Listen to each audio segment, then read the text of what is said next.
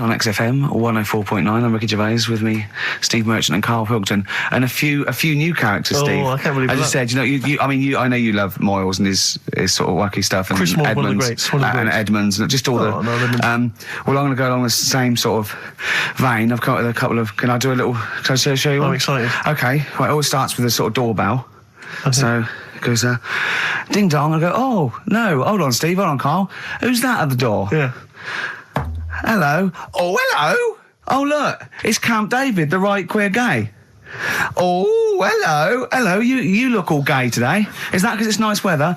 Oh, no, that's not what it means. Oh, have you got a girlfriend, Camp David, the right queer gay? No, but I've got a boyfriend. Yeah. Oh, bye. Yeah. Right. Oh, ding dong. Oh, it's another one. Another comment. Hello. Oh, look. It's Holy Fuck, the little funny Chinese fella. Wait, that's his name, Karl. That's his name, Karl. Karl. Hello, Holy Fuck. Harold. Yeah. Right? Yeah, that's fine. Mr. Fuck. You can call me Holy if you want. No, I'd prefer to call you Fuck. Yeah. Right? You're right. Nothing wrong with this so far. No. Have you got a girlfriend, Mr. Fuck? Achoo. Oh, you haven't got that SARS, have you? Yeah. No, that's my girlfriend's name. See? Yeah. That's Just before you go, Mr. Fuck, I've got two things here. I've got a nice Trilby hat that you could wear, or I've got a little lampshade. Right. Which one do you want to put on your head and walk around? I presume the Trilby. No, but it's not. No. Yeah. The lampshade. Lampshade, of course. Bye. See you later. Yeah. I thought they were genius. Can I be honest? I'll be honest. I thought they were brilliant. I thought they were. You didn't steal them off Chris. No. They're original. Sometimes characters. Chris Moyles has done stuff as good as that. I know. Yeah, I know. But no, these are all mine. So there you go. We'll be hearing more from Camp David, the right queer gay, and Holy Fuck, the funny little Chinaman. What? All right, Karl. Yeah.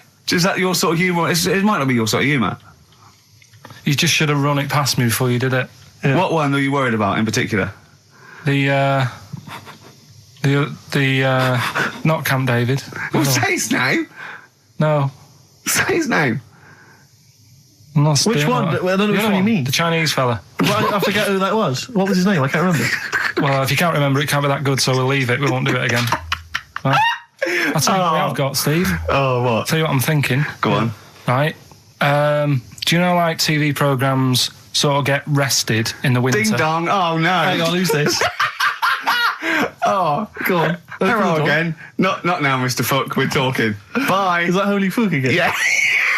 Okay, Karl. Look at Karl's face. Right. Okay, that's it now. I'm not answering the door anymore. Right. Okay, go on. Right. Yeah. Ding dong, ding dong, ding dong, ding dong. He's trying to get in. Don't be impolite, Rick. Come on, Rick. He wants to come in. No, it's too late. It's too late. He's gone away now. Go on.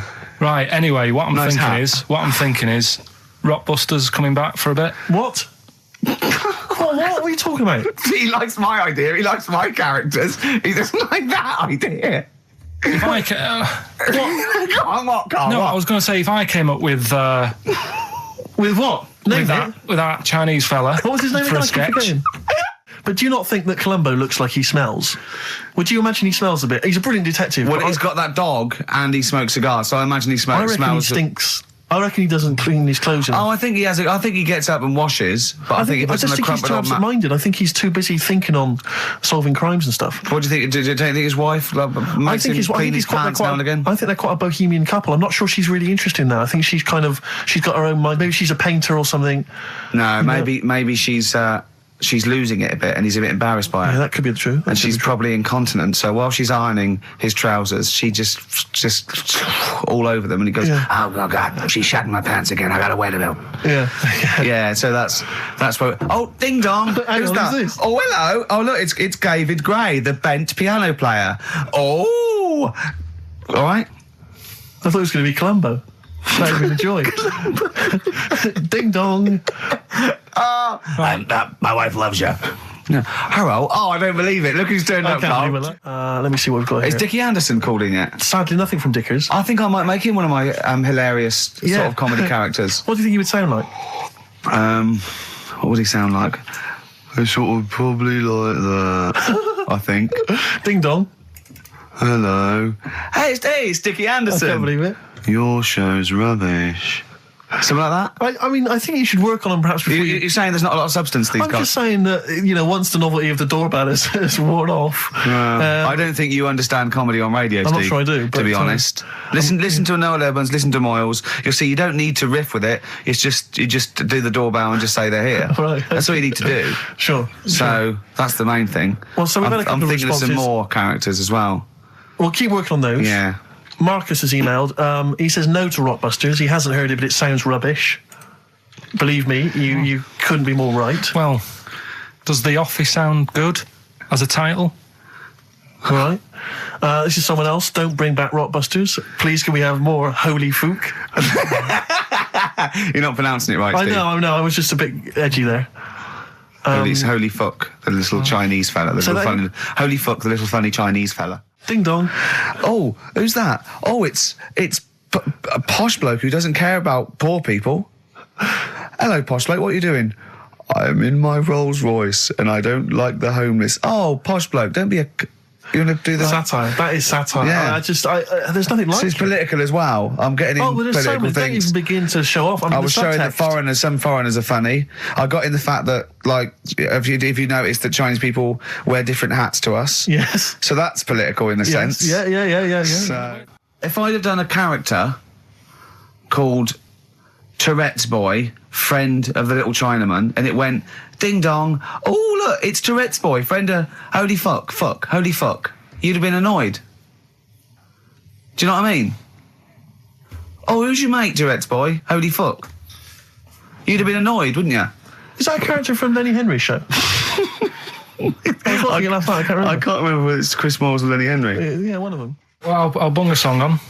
And wow, yeah. I love the fact that he was taking the piss out of your voice. I'll bung a song on. Hey, it's Tripe and Cow Wheels tonight. Now as griddling as gravy. To be honest, Carl, let's be honest. If Ricky Gervais can get voiceover work, Do you know what I mean? There's got to be a place for me. Where do you think the place for him is?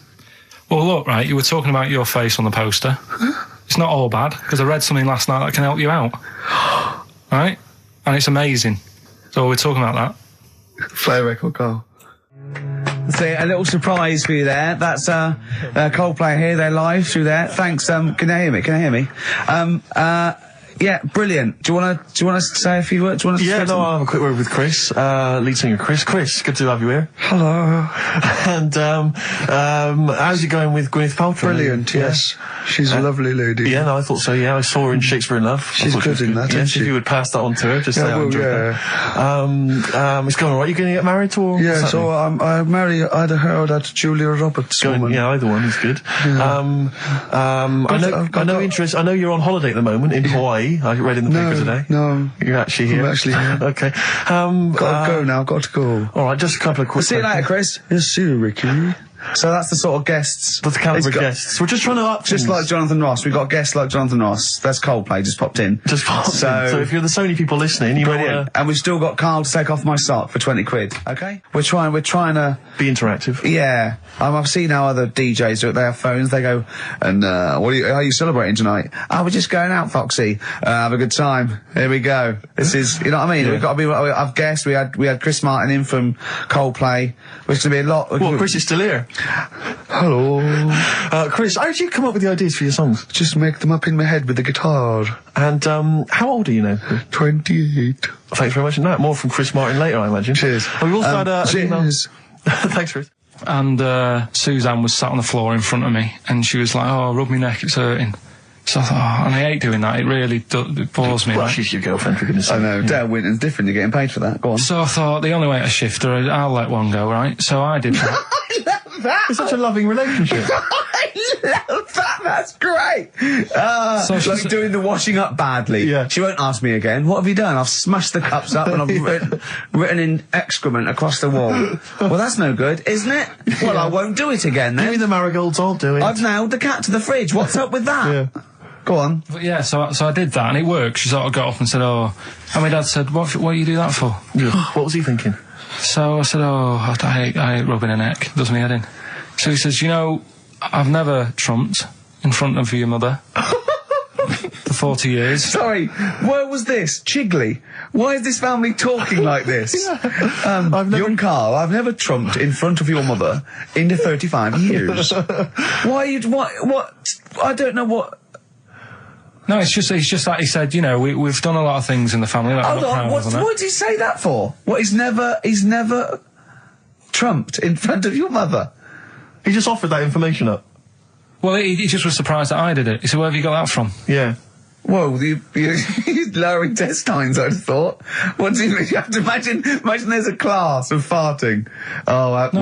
we haven't told our kids about farting. He doesn't do it. We haven't told him about it. We don't do it in front of him. You have to learn it, do you? No, but there's a place. That's what I was always told. Go on. There's a place for that. Cornwall. Basically, it's about this monkey. Oh yeah. In the jungle. Yeah. It's got a gig at an hairdresser's. What are you talking about? What are you talking about? It's got itself a nice little job going in an hairdresser's. As what? It gets people sitting down, and what it does before the people have their hair cut, that it sort of sits there, and it goes through people's hair, makes sure it's clean, and people are loving it. Right, backtrack. So it's a pet monkey. It's nothing to do with it getting a gig in an hairdresser's. It's a pet monkey. It's not working at Monkey and Guy. Yeah. No, seriously, it's in there. I think it might have started off as a job and then... So what does it say? It says junior £15, stylist £35, and monkey £63. So I didn't quite follow. Yeah, but before that, I've never had that much luck with hairdressers. Before that was another place, and it was run by sort of, you know, these sort of wannabe gangster type people. Oh yeah. But they'd... you know, you're going what for do you mean by haircut. wannabe gangsters? Well, sort of just petty crime stuff. You'd go in for a haircut and then you'd walk out with a video recorder. Do you know what I mean? You don't have to take it. No, but they'd sort of spend ages flogging you that whilst cutting your hair. It was their thing. It's like, right, sit down, you alright? Yeah. Oh, you know. For the weekend? What do you think of? Maybe a Sony. Yeah. So that's when I stopped going there, because it was like, just what a haircut, I don't want to be hassled. Which one said that you had the hair of a Chinaman? It's the fella who works in a railway station haircut. Well, he should know. I mean, he's been around a bit, clearly, if he runs a shack next to a railway station. Oh, it's dear. like, the two of you are just, you are like children. You're infants. Your mentality is ludicrous. And you're embarrassing us in front of our special guests. Oh, yeah. I can't believe it. Now, of course, last week we've had tattoo here. We've had a number of letters, Rick. I'm just reading them now. Saying, last week, loved your interview with Chris Martin from Coldplay. Yeah. Genius. Another one here. Great insight into the man who wrote Yellow and Clocks. Yeah. Fascinating. Steve Merchant's interview with Chris Martin was amazing. He showed his own TV show. Yeah. Just some of the letters we've received, Rick. Yeah. So this week, we're very lucky to have with us Russian pop act Tattoo. Round of applause for them. Hello. Lovely to have them here. Tattoo. Now then, of course, there's been much controversy that your kind of lesbian shtick is just something to try and whip up some press attention. Yeah. We are proper lesbians. We love Fanny more than cock.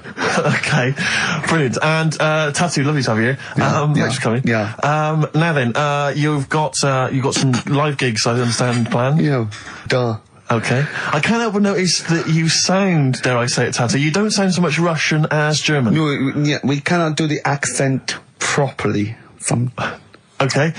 And, Tattoo, it's a joy to have you here. Thanks for coming down. And finally, your lesbians would, for instance, either myself or Karl be able to convert you from your lesbian ways? We like the muff so much that the knob is no good for us. All right, well, thanks very much, Tattoo. Yeah, thanks, Tattoo. Thanks very much. Cheers. Yeah. Next week, share. Brilliant. So if you've got any guests, special guests you love us to interview, then let us know. Ricky.Gervais at xfm.co.uk.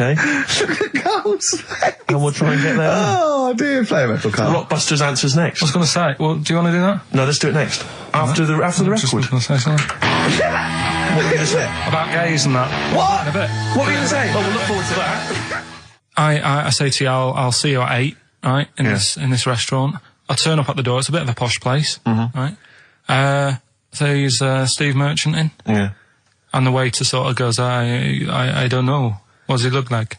Right? And, Where's he from? Just a little French fella. Oh, yeah. And, what does he look like? So the thing I'd pick up on first, tall lad. Tall, yeah. And then he goes, we got lots of tall people in, right? And I go, big eyes? Big eyes? Yeah. And then he'd go, yeah, he's over there. I'll be honest with you. I mean, you can have dinner and you can buy me dinner. I'm not sure you're going to get anywhere with me. If you're slagging me off. No, I'm not slagging you off, though. That's what I'm saying. Yeah. I'm just using what comes to mind when Can I just... Big eyes. Can I assume that they know, like... Could I say, like, easiest for me I'd say, looks like Reg Varney from On the Buses. Would they understand that? Can I use sort of, like, kick references? He's 30-odd, this waiter, so he'll... Yeah, so I go, oh, yes, it's Reg Varney, he's sitting over there. Yeah. So he went German towards the end. What do you mean? What annoys you about that? What? Sexual relations all night. The concept. Or people keep you up. Is it your next door neighbours or something? No, just that thing of people who say, oh, was that it all night last night? Who says that to you? You know, lads who think they're, they think they're a bit of a lad and think that means it's good. Well, like Sting in his tantric sex. Sting. Yeah. Well, to be fair, it goes for 8 hours, but only 3 minutes of that is going for it. The other sort of, 7 and a bit is sort of laying next to each other, isn't it? Right. Or sometimes in a different room. Yeah. Is that why it's called Sting? Hey? Well, if you're at it all night, bet it. It's gonna sting. Yeah. So what's your problem with this notion of going at it all night? It's just that thing of, get it done right the first time. Do you know what I mean? Get it done. Yeah, get in, get out like the SAS. Once you've done it, you've done. You know what I mean? Yeah, no fanning around. No messing about. So, it's just that, isn't it? It's like, do it right the first time. Once you've washed up, right, you put the pots away, you don't dirty them again. What a lovely analogy. That's one of the great Is that what you say to Suzanne? Come on, love. Once you've washed up. I've already washed up. You don't dirty the pots again. Go. What a romantic Ding dong. song. Hello, is there a fire? Oh. Hello. Did he have a moustache, the fireman? Oh. Yeah, do the jingle. We've come up with a new one, haven't we? The freak, say chic. Cheeky freak of the week. Right, well, couple of bits. I don't know which one to use as the main feature for this week. It's not good, is it? Well, there's been another one born. Little kid. You go on. 4 eyes. Insult. Just a guy who wears glasses. Come on. 4 eyes, 2 noses, 2 mouths. That's weird, isn't it? This bloke, did he also have 2 heads, 2 bodies, sort of born sort of slightly separately? He wasn't stood next to a mirror. No, it's weird, that, isn't it? That's all you've got. Is it? I love that. That's weird. That. Imagine if the doctor said that. Well, Mrs. Parks, kid's got 4 eyes and 2 noses. Weird, isn't it? Any clues? Any clues? So that's it. That's all the information. Well, I'll tell you what, No, that but shouldn't again- be the main one. Okay, I've answered But it. like I say, what's the idea of this feature? What do I say all the time? Don't know. I always say, think about it. Think about what that would be like.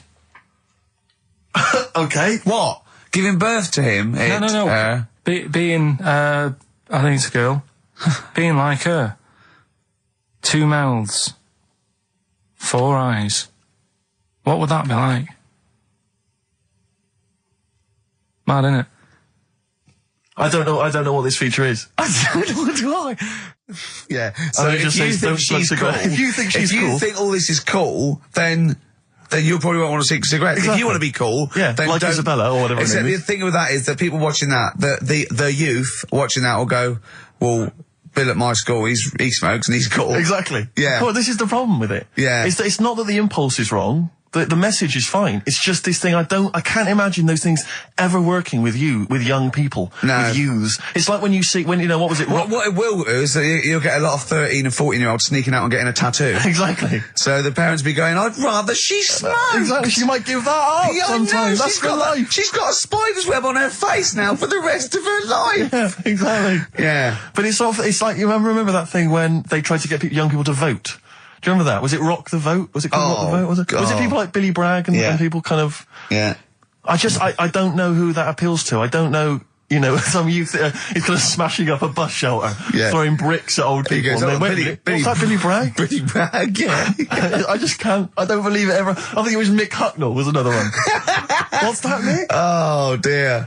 Well, I remember the ones where he just if you were going to go off with a stranger, your cat went, well, don't. Yeah. Ask mummy first. Yeah. And I remember I was trying to jump in cars left, right, and centre, but my cat, when I was like 5 or 6, would go.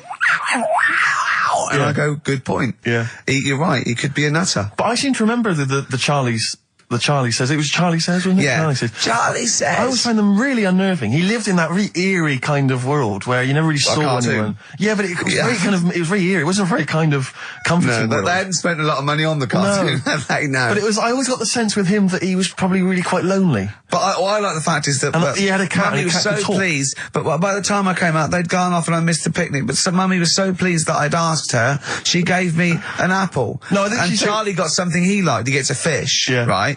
I was thinking, an apple? No, I seem to remember it being that... I'll get an apple anyway. Get me some sweets. Yeah, or a tattoo. I always thought there was a con when your parents got you some clothes you needed for Christmas. I'm not falling for that. Exactly. I go, look, I'm getting the clothes anyway. I want battling tops. But the Charlie Says, I seem to remember when they asked him to go off for the picnic, by the time he'd asked Mum, because she was on the phone, I don't know who she was chatting to in the middle of the day, the kids had gone, and I seem to remember that... clients. Exactly. I seem to remember that he said, don't worry, it was fine, because Mum took him and Charlie on a picnic. Not as good. Who'd rather go with your mates, or with your mum on a picnic? And your cat. Yeah. I mean, I think they were friends. This Scotch egg sinks a fish. Well, I had to bring it for Charlie. Don't bring raw fish in the picnic basket. I think they weren't friends with us. They were just local kids who go, let's go and ask that weirdo with the cat if he wants to come down the park. Let's go and ask the weirdo who thinks the cat can talk, and then run away when he goes to ask his mum. When he goes off to ask his mum, they're just going, ask your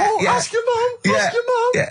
Hello, hiya. All right, we're the local lads, the cool local lads. We smoke, we got tattoos. Do you want to come and play with some puppies in the disused mine? Ask your mum first. Quick, run. Exactly. He's talking to the cat. Look, he's talking to the cat. They were just round the corner spying on him. They were just laughing. There was no picnic. If you don't like London, you know what to do. Well, I'm trying to get out of here, aren't I? We just bought a new flat. That's not the best way. Buy a flat in Manchester, live there. Doesn't matter. I can always rent it out and make a little bit of money. Why don't you sell the flat in London and buy a street in Manchester? Pilkington Avenue. You could literally be the lord, the king of that street. People could come to you like Solomon with their problems. Yeah. Well, he's come up from London. He's got London ways. Tell you what, Steve. Go on. Look what I did find out in the week. Yeah. World record, right? Person with the longest trump. With the longest what? Wind fart. Right. 2 minutes 42 is the world record. Okay. Right. Well, I'm immediately thinking about a relative of yours who I'm sure did longer than that. Who still lives in Manchester. Auntie Nora. Now, Auntie Nora did it for reportedly 5 minutes, wasn't it? Starfighter for 5 minutes. But unfortunately, she was the only person in the room. Whereas I think, which one's alive, Ross or Norris McWhirter? I don't know, actually. He has to be there. Yeah, I think he actually has to. He'd have to be there. Would you want to be there? Well, he'd have sort of equipment, looking at his watch, going, finish? You go, yeah. He goes, well, that was 4 minutes. Did she go from like a size 10 to a size 6? Did she show some old dresses? Like a hovercraft. Exactly. In a big dress. Yeah. Just slightly off. Yeah. So, it has to be invigilated. But again, how was the Guinness Book of World Records one invigilated? I mean, who was supervising that? He said, I can fart for 2 minutes. They went, well, we've got to see this. Went round. And, he just probably let it rip. It's probably circular breathing. He's probably sort of sucking in air and swallowing it as he's going. And it's a continuous one, isn't it? The reason I did this was to get that kitchen, right? Now, brilliant. As we speak now, right? Builder's in the flat. He's been annoying me. Of course he has. Of course he has. What's he been doing? When he turned up on Monday, right? Yeah. Wanders in. And the first thing he says to me is, said, the pub across the road, is it any good? I said, well, it doesn't matter, does it? You're working on the kitchen. Think of saying that to a builder. Probably making conversation. Probably meant, do they do a toasted sandwich? Because I've got a half-hour lunch break. Not an hour, like Karl Pilkington. So I'll probably then get a nice, cheese and tomato sandwich. Is that genuinely what you said to him? Yeah. The first thing you So said to him? Suzanne had to go at me saying, why have you said that? He hasn't even started on it yet. I cannot believe that. You're unbelievable, Karl. And you say it's us that are rude, crass, I wasn't being thoughtless. rude. I just was letting him know. Do you know what I mean? I know what He they're up knows to. what he was there for.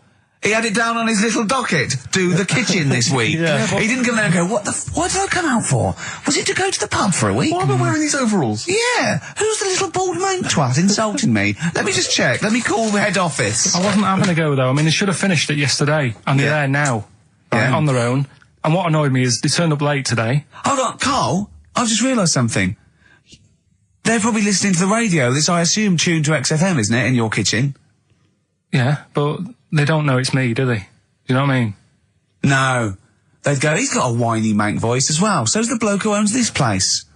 And the bloke who owns this place, when I said, what's that pub like across the road, said, well, you won't be bothering that. He's working on this. No, he won't be able to put two and two together, will he? You've suddenly, the penny's dropped, doesn't it? You've suddenly realised. Look at his face! Yeah. He's suddenly realised they might know it's him. And they could be listening, and they're going to clean you out, mate. Oh, if you are the builder working in, where is it? I won't say the address, but it's, Central London, isn't it? yeah. Go Yeah. mental. Have whatever you want. Opposite Seriously. that pub that you Yeah. like, that you're, He'll probably be in there now, so he won't be listening. oh, insulting, You know what I mean? insulting a That's a British further workman. He should have been in just go today. mental. He should have been in at 8 this morning, Just which annoyed go me anyway. mental. Why? I really don't understand why they've got to start so early, right? Yeah. But he said he'll be there for 8, turned up at 9:30, right? Wanders in, and what annoys me is, he could have left all this downstairs. He had a paper under his arm, Yeah. one of those crossword books, and a pot noodle. Now, I'm not being funny, but most of them take up quite a bit of time. A crossword book, he's not happy with just the one that's in the paper. If you're listening, if you are the builder that's listening now, doing Karl's flat, what about pissing in the laundry basket? Longview and further on XFM 104.9. Ricky Gervais, Steve Merchant, Karl Pilkington. Yeah, yeah, The Holy Trinity. yeah. Going well at the moment. Not bad, not bad. You were just talking about foreigners. Love 'em. And I'll tell you something, I've been meaning to ask you this for a while, because I know you're a very well-informed man. You Yeah, are very political and sort of liberal and that. Yeah, yeah. How does Chinese work? Well, the language, I can't figure it out. no one knows. I can't figure it out. No one knows. It's not like any other language. No, it's not. It's It's not. You know, Either spoken or written down. Well, it's not written down, it's... well, when it's written down, it basically looks like kind of little children's drawings of those little paper houses that Chinese people live in. Well, that's what You know what I mean? it Sort of- is. It is And a it's little- loads of them, hundreds of them, from what I can make But I mean, out. even French have a go. It's not even the French got right words, but they've got some of They the make right their finest letters, sound like English. and they're going, "Oh, hello, how are you?" And it's sort of they're trying to do the words, but there's just something wrong. I think it's like a speech impediment. I think. Exactly. Yeah, Germans are similar. Yeah, Germans are going, how are you? And they're trying to do the words. trying to They're speak just English, but it's whereas just coming Chinese, out of it. no effort. It's just, I mean, can you imagine what we just played? Or in fact, can you imagine the last 50 minutes on Radio 1, on The Breakfast Show? Well, we could pre-record it though, so I wouldn't have to get up early. Sure. That's not your point, is it? That's not really No, it. your point is the quality of what we're doing, not well how early it is. Sure.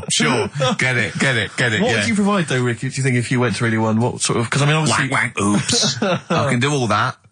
because I mean, obviously our ad time at XFM is going to basically, we're running on empty, aren't I'd be the furry shreddy. we? Right. Yeah, so I'd get that. Would you have some wacky catchphrases? I think I would. You'd bring back Holy Fook, presumably. Holy fuck, yeah. Oh, ding dong. Oh, hello. It's my little Chinese neighbour. Hello. What's your name? My name is Holy Fuck. Hello. Look at Karl. He's just going, oh, I don't know God. why you didn't even do the Chinese accent that time. Well, that'd be racist. Okay, sure. I mean, yeah, Sure. it's just his name's Holy Fuck, and there's nothing Nothing wrong wrong or with that. funny about that. So yeah, you'd have that. You'd have have that. crazy comedy characters. You'd probably have some wacky quizzes. Yeah. Oh, look, it's Dirty Old Queer. Hello. No, I'm not. He's a new character to me. I'm quite excited. He sounds very modern and contemporary. Yeah. A new spin Yeah. on an old idea. Yeah. Just tell us a little bit more. Oh, wow, he's an actor, isn't he? And Right. and he likes to, teak it up. All right. Well, That's just if anyone from Radio 1 is listening, and they've listened to Dominic Mohan in the paper, they thought, yes, you're right, we need some new blood at Radio 1. Ricky Gervais, he's got a myriad of comedy characters. Yeah. Whack, whack, oops. I can do sound effects. You can do sound effects. So you can probably do funny voices like Chris Moyles, couldn't you? Yeah. Wow. Not as good, but I mean, I can... What about comedy songs like Moyles? Again, not as good, but I mean... Do you remember when Moyles rather hilariously changed the words of This Is My Moment by Martin McCutcheon to This Is My Motor? We listened to it though, didn't we? Unbelievable. I mean, when he was doing a competition, this was pathetic, wasn't it? We were listening to Radio 1 once on our site, and I don't know why, we just wanted to... I think it was research, wasn't it, for The Office? Yeah. And he was doing this... he had to phone in with... We were listening to idiots. And no, I'm not saying that. And he was doing this competition, you had to call in with some songs that are golf related, and people were phoning up going, drive the cars. He was going, drive the cars, good. And I was on that phone, I must have wasted about 40 quid, and I wanted to get through and go, hello Chris, it's not Milesy, yeah. Derek here, I got one. Oh, go on then Derek, what is it? Something like Spandau Ballet with golf cart and that. And I just wanted to, and I waited, and just, I thought the joke's on us. Yeah. I waited my phone bill just to say something stupid. Oh dear. Oh. His show's better than this. Yeah, anyway, if you've got any hilarious golf-related song titles that you'd like to email in... What's the number? Oh, let me email in. Ricky.gervais@xfm.co.uk. What would a song title be if perhaps we were doing something about, I don't know, air travel? Yeah. If you've got any crazy ideas, email in. We'd love to hear them. Yeah. Brilliant. I've got a thought of another golf one. Okay. You know, Duran Duran?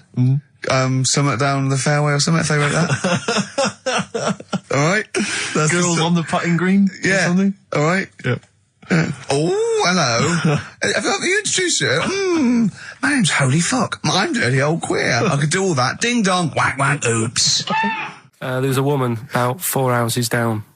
Right. Rough. Now, she used to wear leggings. Yeah.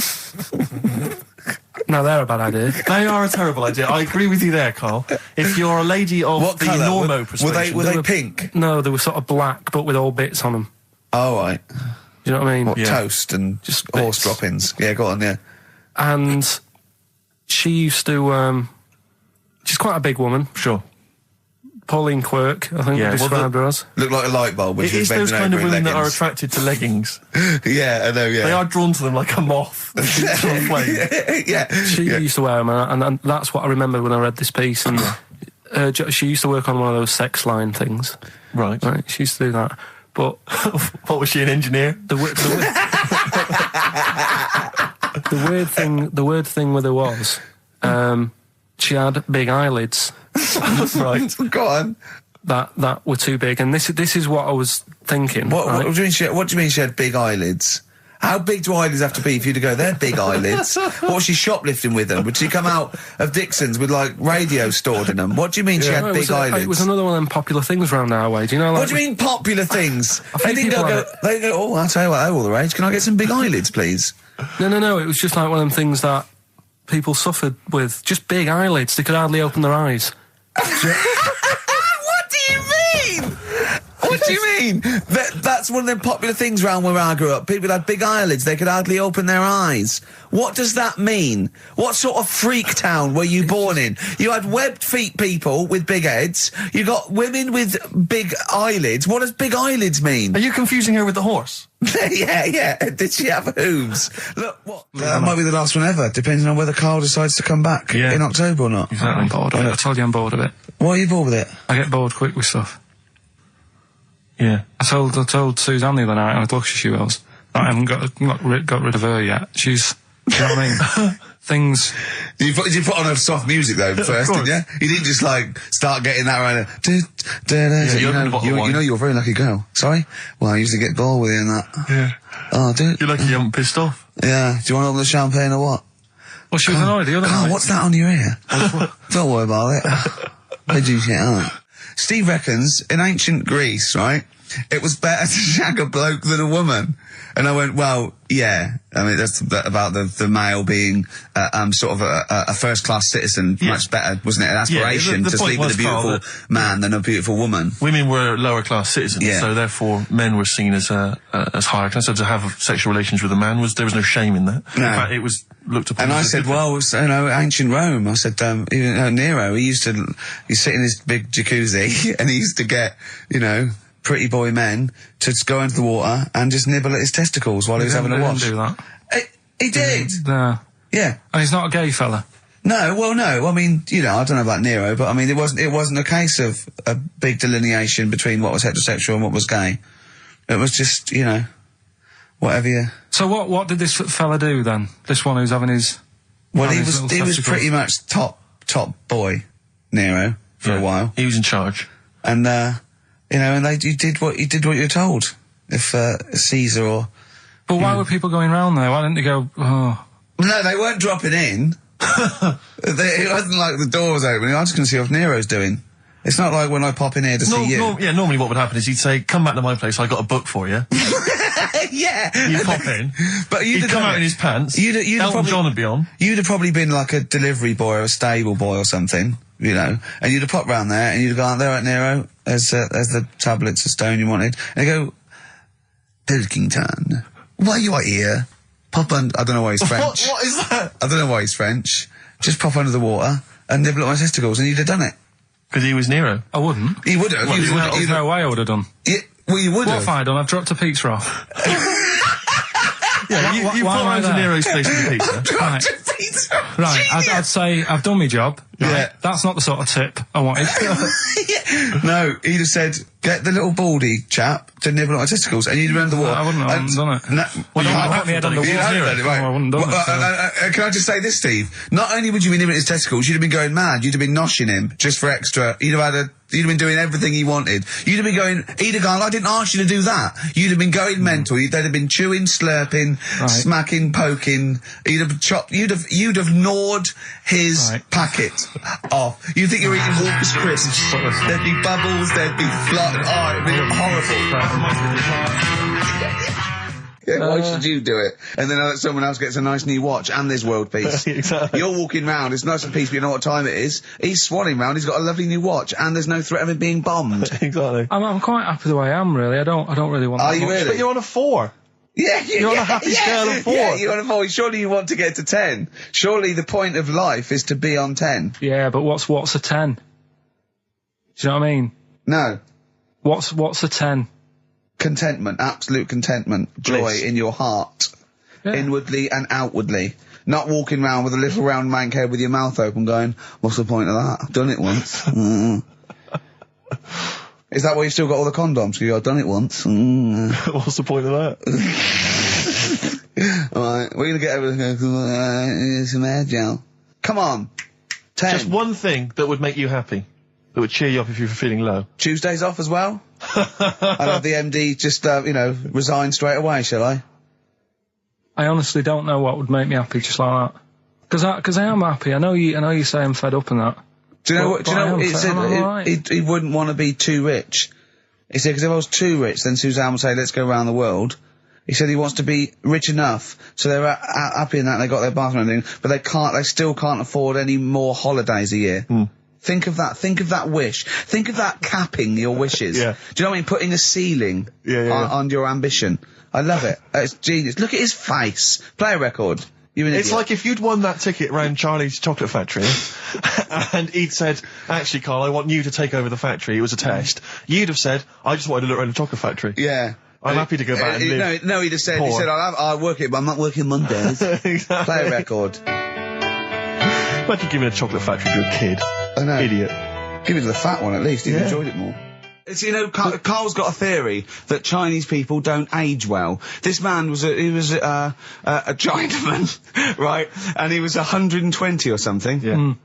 Did you see a picture of him? Yeah, he's still alive. No, he's not. No, He's he's not. dead. He died at 120. So he said 120 or something, but makes you wonder. What makes you wonder? Well, because they don't age well. I think he's using that. He's probably about 37. Oh God! Honestly, we walked down the right, and we see an elderly Chinese person, Yeah. right, and Carl would go, oh, I'm just thinking he is. Yeah. Like, it's not... I don't understand this notion that Chinese people don't age Yeah. well. I don't know where this has come about. No, I mean, I'm not having a go. No, of right? course not. I never want anyone to think I'm like having a go at them. But they are really good looking and they're healthy and that. Till they're about... I've never seen one, right? Can you scared now. Can you tell me if you've seen a Chinese person who's about 30? It's either 20 or 50. There's no middle ground. This is what I came back for. This is 2 hours of absolute drivel from the brain of Karl Pilkington. Let me just check something. So the Chinese gentleman who died recently was 130. Your theory is your theory is that he's maybe in his late 30s, early 40s. Yeah. This is an elaborate conspiracy on his part, because obviously whenever they talk about the oldest people in the world, it is always a Chinese person. Yeah, invariably. they do, yeah. I mean, they seem to win that every year. Go on. So your theory is that in those small backwater villages in China... Ross McWhirter comes to a little village. They go, the Guinness guy's on the way. He goes, well, until recently, the oldest person in the world, how old are you? And they're so embarrassed, because they think they look about 120, they go, 120, they go, really? Yeah, can I have his birth certificate? No. In fact, I think this Chinese bloke it wasn't verified by the Guinness Book of Records, because he didn't have his papers. Didn't have his papers, no. So... Is this the same one or a different fella? I think it might be the same guy, I'm not sure. Try it on. So there's a huge conspiracy amongst these Chinese villages that every when time... you get to about 50, say you're 70, because no one will believe us. Well, if you can confirm or deny that, then please email in ricky.gervais@xfm.uk. This is the Racist Show on XFM 104.9. Call in if you're anything less than a little mank. The Jamaican fella would love to live there. Go on. But it's a little bit pricey. Go on. Right? That What was the initial? DS. Deer Streets. Right? What? It's a Deer Street to live on. Deer Streets, oh yeah, I haven't heard of them. They're a band. That's Dire Straits. No, it's not Dire Straits! It's not Dire Straits! Deer Streets! The Jamaican fella. Go on, go on, make it sound like that. Like Deer Streets. Deer Streets. Do it again. No, it's still not. Keep going. I haven't got it yet. Go on. Deer Streets. Deer Streets. They got that one as well, so... All right, well, let's hear the one they didn't Can I do an impression of a Jamaican fella saying Dire Straits? Right. Dire Straits. The first It's not the one same. did a little pirate radio show from the... got kicked out because they found out, and apparently I put the station at risk because all the stuff could have been taken off us.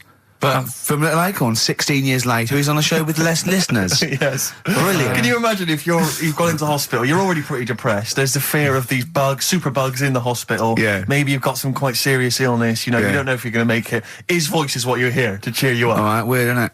I saw a programme about a parasite the other night. Yeah. Apparently, they get in through your eye and eat their way up through your genitals. Anyway, here's Radiohead. Yeah, exactly. Play a record, Karl. Stone Roses, yeah? Oh, Fool's Gold. Classic. All he saw was the name of the band that this email was promoting. So all Karl saw, and you can imagine how excited he was all he saw was half man, half biscuit. That's all he saw. I've never seen anyone so excited! Oh, God! It was actually just plugging the popular joke novelty band. Haven't you heard of them, then? No. Imagine how excited he was. That is fantastic. Man, half biscuit! Brilliant! Mr. Garibaldi!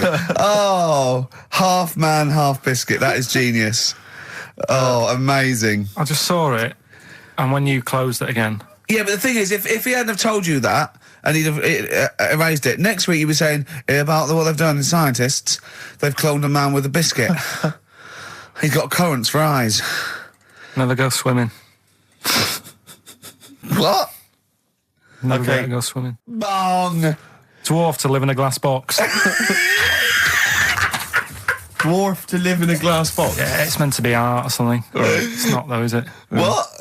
Meant to be art? Why is... Yeah, whose idea is this? Is art, or has someone hired a dwarf to live in their box? It's just a box, and he can even leave when he wants, apparently. He can, like, go, I'm hungry, I'm going for a walk, and he puts a little note. If it's Damien Hirst, he might end up in 4 bits. So just be careful. But to me, that's like that thing when I said to you about the woman in the jar.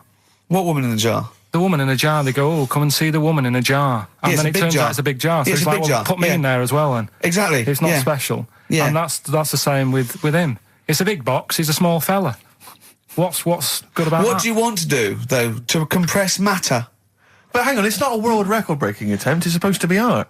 You know, what's hard about that? Well, I don't know. What's hard about that? Oh, can we do a show for BBC Three? Karl Pilkington going around, what's art about that? Yeah. That is brilliant. What's art about that? I'd love that. Would you? I'd love that. Me and Steve are going to do a thing called Is Art Rubbish, where we go round and we chat about it. Yeah. But we can hand that over to you if you want to do that. If anyone from BBC Three is listening, Karl Pilkington, what's art about that? All right? Weird, isn't it? And what would you go around like Sensation and things like that and Saatchi and go and... Darley and that. You put a sheep in formaldehyde, what's art about that? Our butcher does it. All right. Weird, isn't it? I mean, I think we beat the second language by about double. What language? I think in English we have got about, I think Russian's second, but I think we got twice as many words. So there are obviously things that we say that cannot really be translated. Yeah. And so, ours is just great for obviously poetry and... It makes sense when you think about things like blancmange. Blancmange That would is be like good, yeah. wobbly pudding. I know. In English. But I think if there are, I don't know how many there are, someone know, but say there's about 100,000 possibilities, right? I think we probably know, as educated people like us, Steve, we probably have about 20,000. Sure. Right? I really don't think we need that other 80,000. No. I'm not walking around going, I don't know what they're talking about. Exactly. What did he say? What is that? I mean, that happens possibly once or twice a year when I go, sorry, what does that mean? Yeah. Do you know what I mean? Karl, you look bored, mate.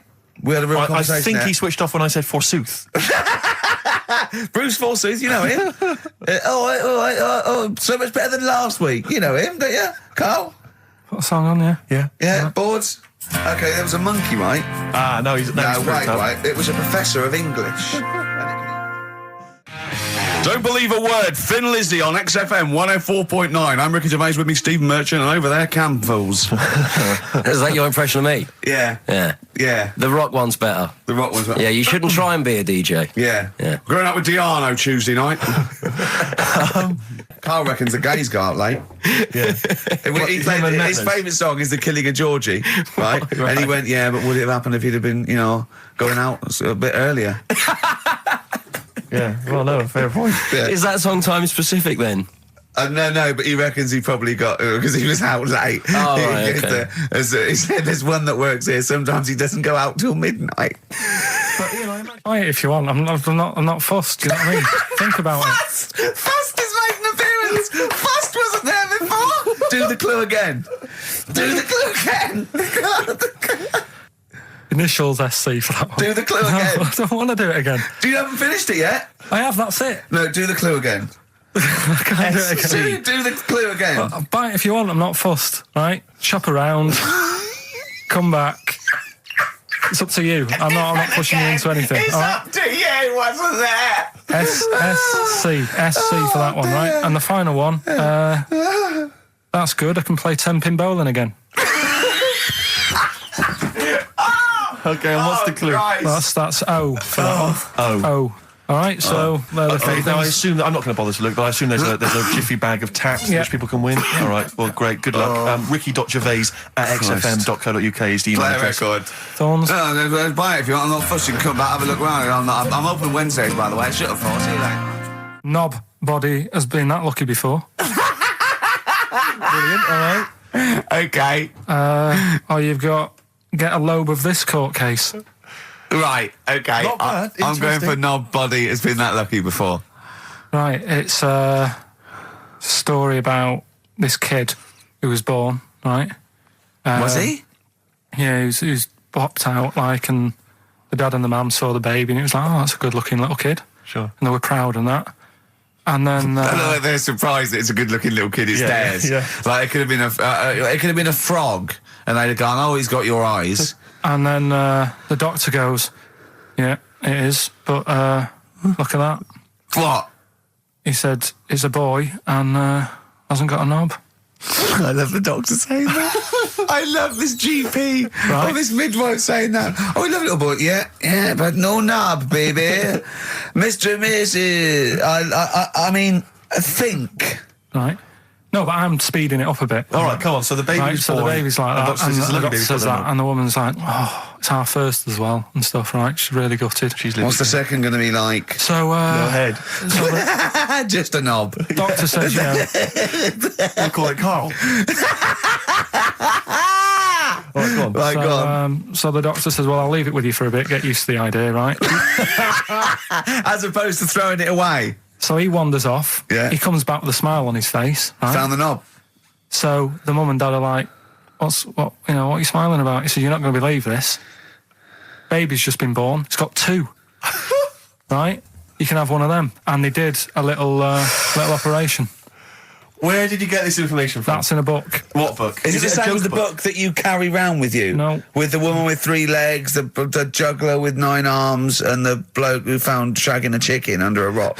Is it in that book? Weird though, isn't it? Well, it's not true. It is true. What, in the same hospital, there was a baby born without a knob. Luckily, Karl. It happened. You swear to God you're not making The this I'm up. not doctor making it came up, back honest to God. smiling because he won't believe it. There's a baby there with an excess of a knob. It happened, honestly. I'm not, all these things are not made up, the educating stuff. That's why I do it, innit? Teaching you stuff, always teaching you stuff.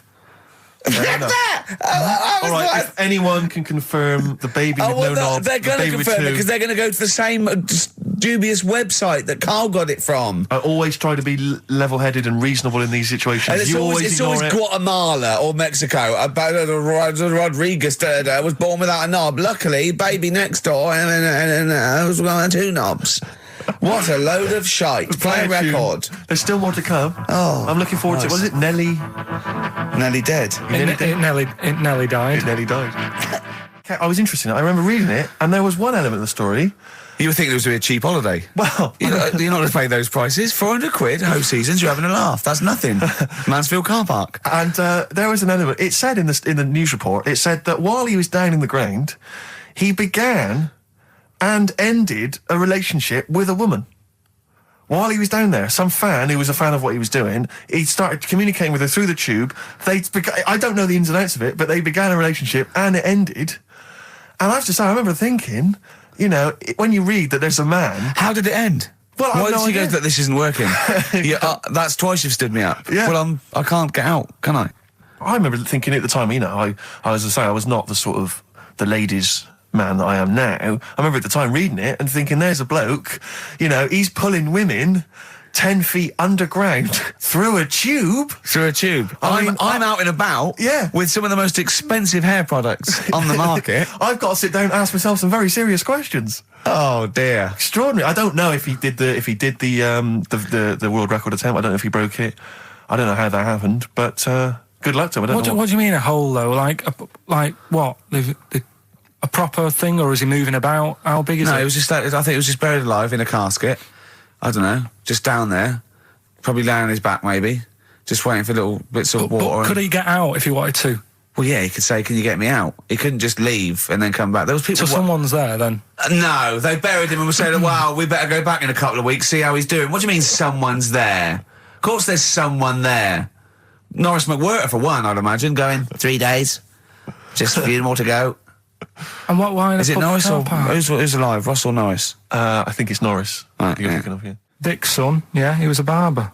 Barbara Dixon, right? Doesn't work. Dixon, well, again, Barbara Barbara Dixon. Right, Her name wasn't Barbara Dixon, was it? So that's that one. Did Ronnie Corbett ever say, "Ladies and gentlemen, Miss Barbara Dixon"? Second No, one. he Second never one did, was, did he? He never did. He had a kid last week. Did he? Yeah, Who did?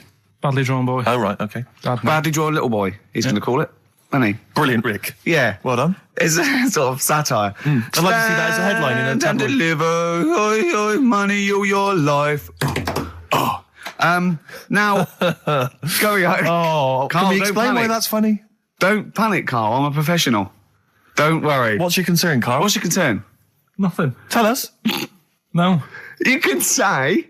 I can't. You can. This is so unprofessional. It's what? What have we done? What, talking about wool? Right.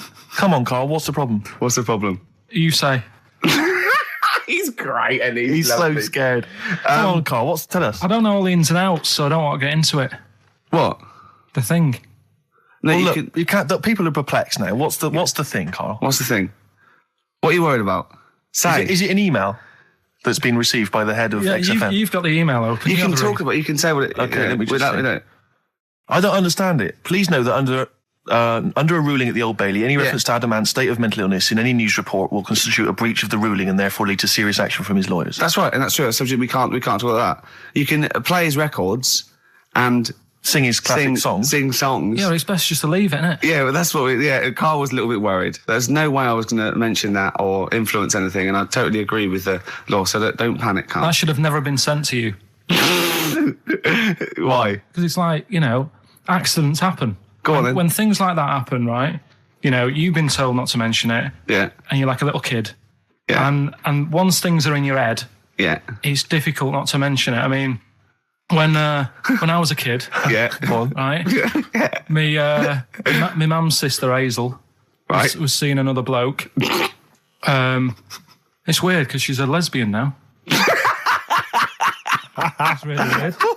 That must have been an interesting Christmas. But anyway, she was seeing this bloke, and he looked like Ken Dodd, apparently. He looked like Ken Dodd. Looked like Ken Dodd. So people said, don't mention it because it gets on his nerves when you like meet him and you go, oh god, you look like Ken Dodd. So I said, all right, his name is Will or whatever. And I was introduced to him. First thing I said, nice to meet you, Ken. Did you do it as a joke, or did you? No, because when you know that he's like, I'm not allowed to say that. I can't Yeah. say that. Mustn't say that. Can't. And then I saw him. I thought, Jesus, does look like him. It just came out. Was it Doddy who turned her into a lesbo, do you think?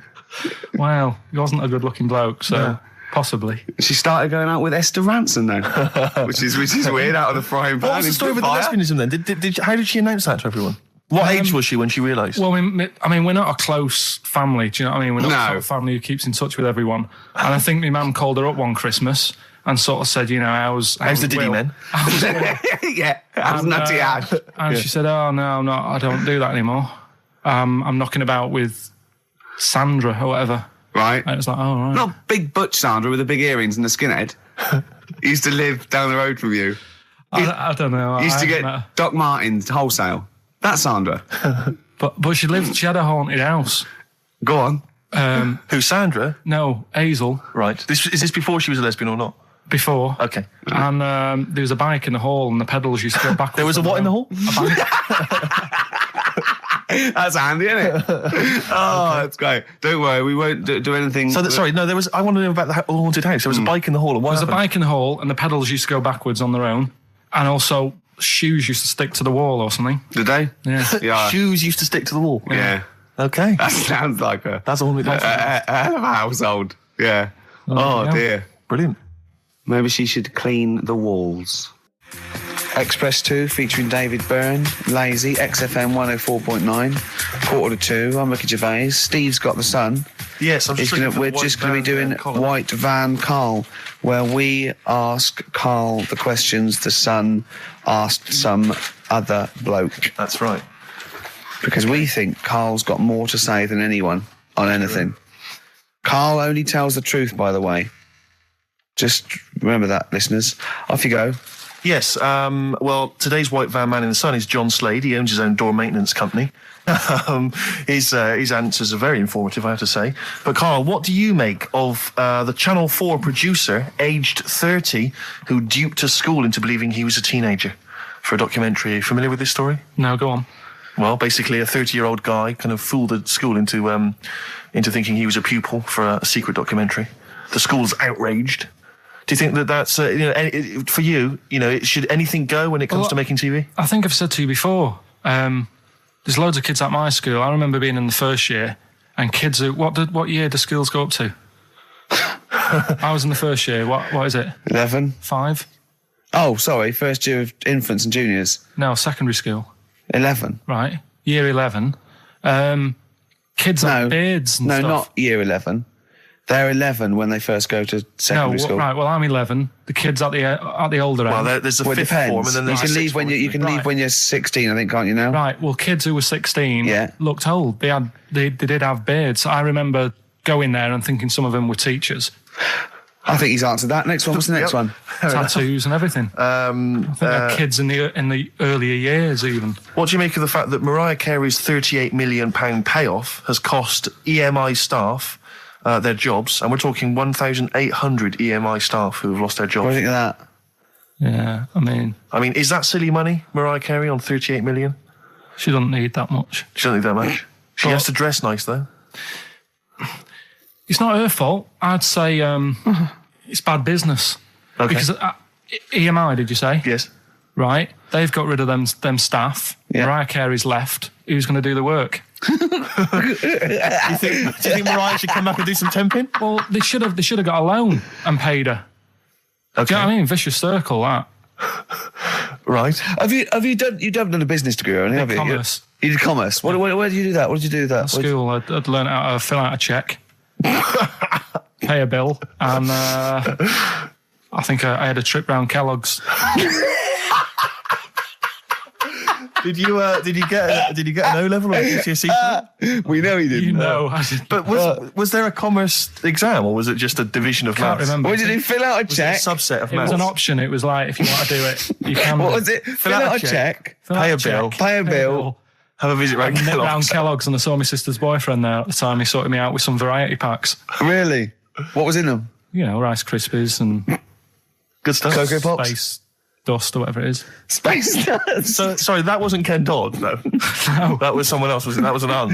That wasn't Special K. Oh dear. What about this then? Home Secretary David Blunkett admits that muggers rule some streets. Weird this, because when I was out with you, I don't believe it's going to be weird. Whatever you say, no, Karl, go on. when we were in that pub that night and we got talking about muggers and that, the tip is what I tend to do, because I nearly got mugged once. Act You mental. what? You nearly got mugged once. I nearly got mugged. Yeah. But I tried this technique of acting a bit mental. Right, and how did you act mental? Well, this guy wanted me trainers. And I was in Piccadilly Gardens in Manchester. It was quite late one night. Mm-hmm. And he come up, he said, I want them trainers. I said, you want them? I said, I worked hard for these. He said, how dare you come to me asking? And I got a bit livid. And he looked at me like, oh my God, he's got a right one here. And he left me. Were you acting mental, or were you just mental? No, I put it on a bit. Were you not petrified, though? Well, you don't think about it, do you, when you're sort of in the eyes of danger? Well, not you. Clearly, you're a brave man. So, what did you say? I just went a bit mad. I just kind of, because he said he wanted the trainers and they were dear ones at the time. And I just, no, you're not having these. So I've crafted you. I said, I wanted these trainers. Yeah. And, went on to telling how I work at printers and I don't enjoy it. And, I put in all these hours and that, and I have to cycle home for about 5 miles. And Did he give you his trainers? Yeah. Did he have a knife or I anything? just left. No, it didn't get that. Didn't get that violent. Well, that's very brave of you, Karl. Yeah, it's That's good. good advice, though. Just act mental. See, what's actually tried it the other night. Oh, Liza Minnelli. Yeah. Well, she says, I've worked hard for these diamonds. Yeah. Not easy being the daughter of Judy Garland. You don't know what it's like. Finally, apparently there was a crook that got a security job at Heathrow. Right, he was a crook and he got a job at Heathrow. As robbers steal another £2 million. Apparently security down there is lax. Yeah. Is that a concern for you? Is this another Yeah. 2 million? Yeah. Why is all this money at the airport? It's those sandwich shops. You know how they're really expensive, the sandwiches in when you're in a plane. They're like £2.50 for tuna, which is ludicrous. Yeah. That's basically the reason. What do you mean, why is all this money at airports? What is it doing there? Why? Have a go. No, have a go answering this yourself. Why is anything at an airport? It's going somewhere. Or coming in from somewhere? Yeah, but money, you can sort it out through the bank, like phone banks and that. Have you done commerce? You know a lot about paying bills and writing out checks. Yeah. Tell us about Kellogg's. What was it like? What was in the factory? Was it just like squashing bits of corn? And... Pretty boring, really. Just loads of conveyor belts, boxes of cornflakes everywhere. Just what you imagine. Yeah. So is it more, this this is where you might be working? This is where you're likely to work. if you Possibly. leave There was school. 2 trips. There was that and a trip to Manchester Evening News. Okay. And I left that early because I had a job in Cordon Bleu. In Kellogg's. Cordon Bleu, what's that? It's like a supermarket. Yeah? And I had to leave the trip early, and the teacher went mad saying they'd thought I'd got lost on the, in the building and stuff. What, you It didn't caused tell a anyone? uproar. No, because it was like day 2 of working in this supermarket, and I couldn't be late.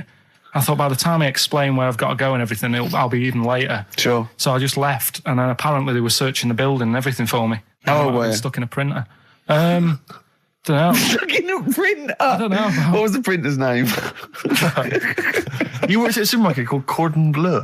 Cordon Bleu. brilliant. That's great, isn't it? It's rubbish. Oh. Got sacked. You had some What'd you get sacked for? Messing about in a back in the car park round the back. Yeah. Right, there was a grid, and all the concrete had gone funny. So when it rains, you got like a big lake, Oh, yeah. right? And I got in. Do you know those big metal trolleys you get to like put all the food in whilst? Oh, yeah. And I got in one of them and pushed myself out into this lake. of cement. No, water. full Oh, it of was water water, 'cause it'd been right, raining. right. And I got stuck in the middle, right? And the boss was like, "Where's Karl? He's meant to be doing, facing up the beans." And I was like, And you were stranded in a lake. So someone said, "Oh, I saw him messing about out the back." He came out and saw me stuck in the middle of this lake in a trolley, and he said, "Get back in." I said, Would you say, no, I'm filming sharks? I said, "It's too deep. I can't get out. You'll have to pass me something." And he said, "I'm not passing you nothing." He said, "You can get out of there and walk through it." I said, "I'm not. I've got my trainers on, probably the same ones." Yeah, you've risked actually. your life for them. Yeah. I said, "I'm not getting these wet." He said, "What are you going to do?" I said, "I'm going to wait for the water to go down the grid." He said, "The grid's blocked. Now get out or you're sacked." I said, "Well, I'm not getting out." He said, "Right, you're sacked." So you were sacked. How long did you have to wait for the water to go down the In grid? the end, I did get bored, and I sort of did a bit of a leap and a jump and got 1 foot wet. How long were you waiting? About half an hour. Just think of it. I mean, how did he get himself into that situation? That's fantastic. Should we play a record? Oh, definitely. That's Your a choice. joy. Oh, you're an absolute pleasure. More White Van Man next time on the show.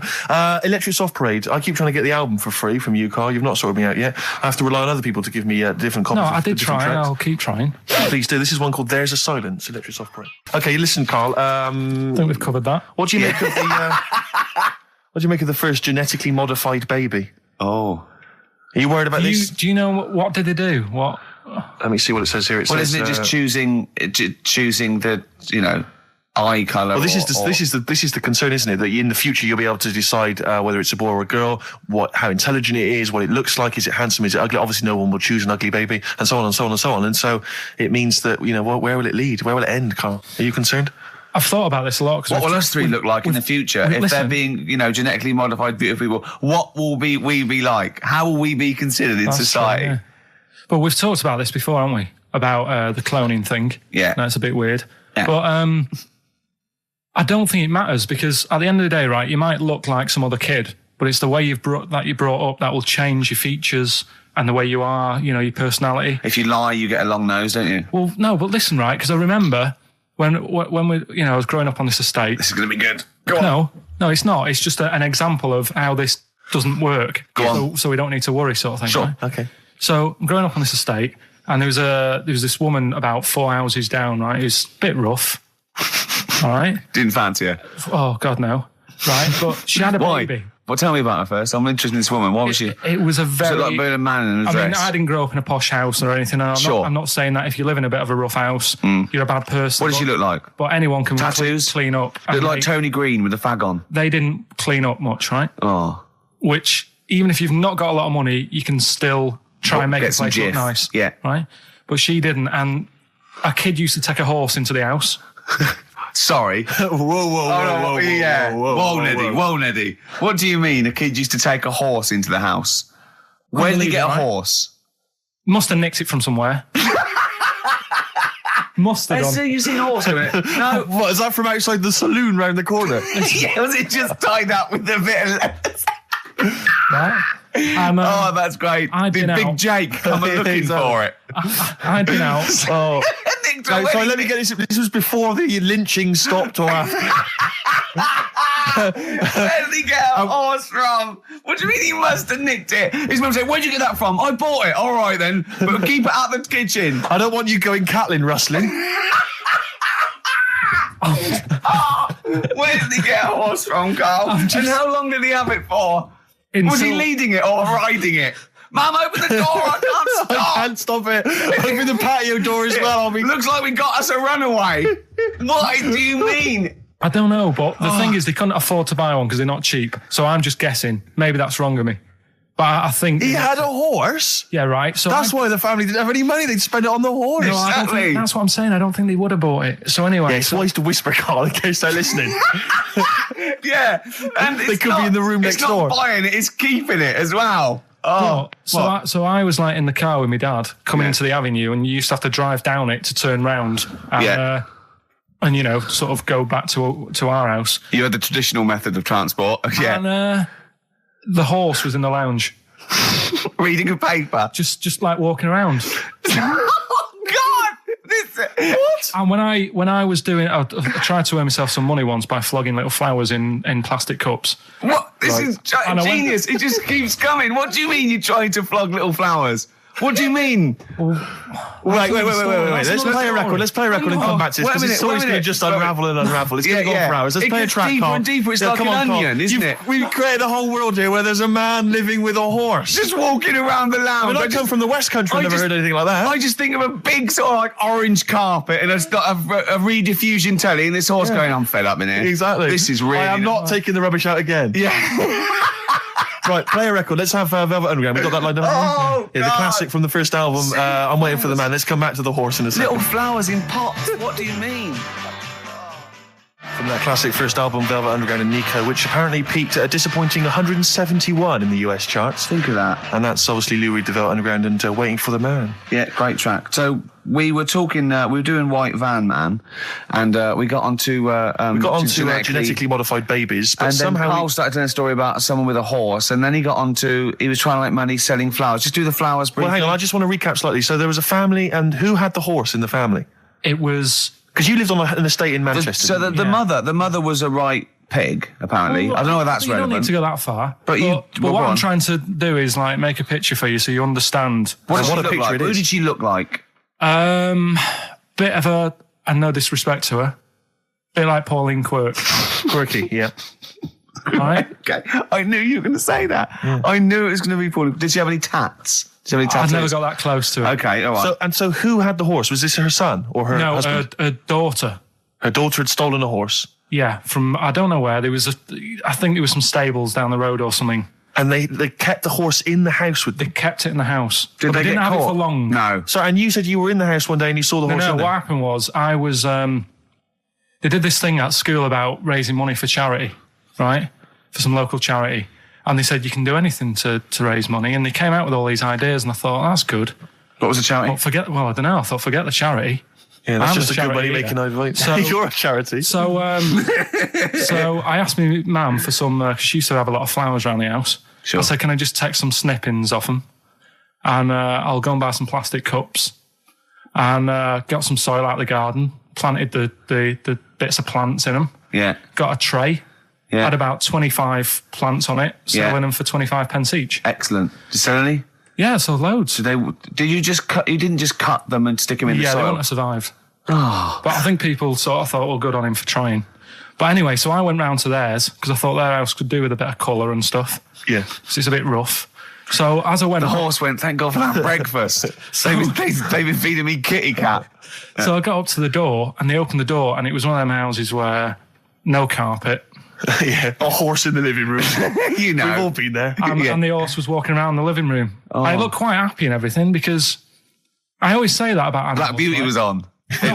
Yeah. Well, think about it, right? If you were a horse, where would you rather be? In a little wooden hut with a load of hay, or in like a house with a central heating, 3-piece suite, and a telly and that?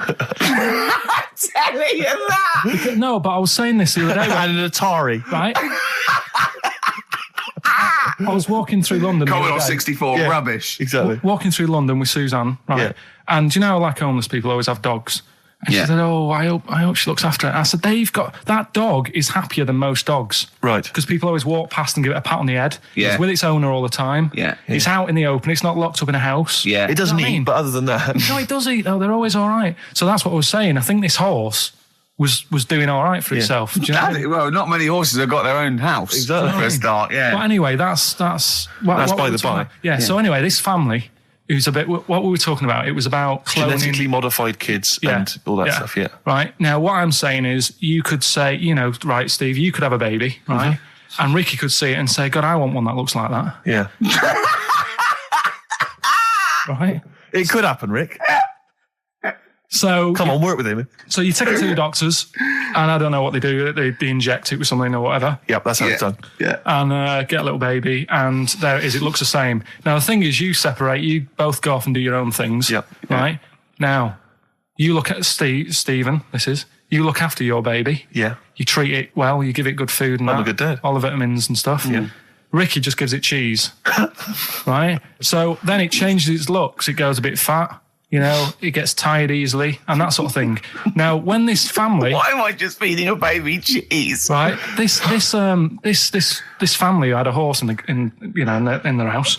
Yeah. They had a little baby, and my mum went round and said, "You're not going to believe this, but it's a beautiful looking baby, right?" Yeah.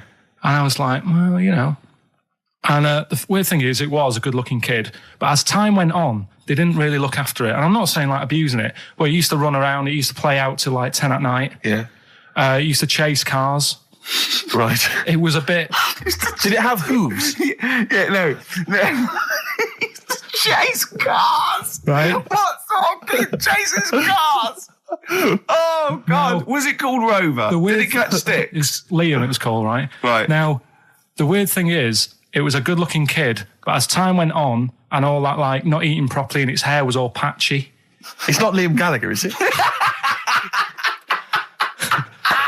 And chasing cars and that, and it became an ugly kid. It's definitely Liam Gallagher. And that's what I'm saying, right? You can clone all you like, but at the end of the day, it's how you brought up. Brilliant. Wow. Whoa. Life. Wow. That was a hell of a point. Oh, God. But am I right? You're always right, Karl. So, would you like to start on your to Steve, because I've heard all these. We won't do them all. Well, we'll start off with the Mr. Freeze. Tell Steve the story of Mr. Freeze. This is the first time he nearly died. This is the most serious of the lot, really. So, what it was, do you know, like, don't know if your mum and dad did the same thing, but like they do the weekly shopping on like a Friday. Yeah. So when you got to Thursday, there wouldn't be much stuff left in the cupboard. It'd just be like, your Jacob's crackers and stuff like that. So when they'd been to the supermarket and they came back, I was like, what's that saying? Like a pig in. I loved it. It was like loads of food coming in, loads of biscuits. What is that saying? He nearly said pig in shit. Right. Is that the saying? Yeah. Right. So all this food comes in. Thank God he didn't. Otherwise he'd have been in trouble. That's true enough. Because he's culpable for our actions because he's the producer. So technically, that twat's in charge. Go on. Right, so anyway, there's loads of food, and I'm like, oh yeah, look at this, and chocolate biscuits, and penguins and stuff. Bacon. And bacon. Just in case, you never know. So anyway, my mum and dad's putting the food away. Me and our kid are like, he's already grabbed something, gone back upstairs. It's like feral children.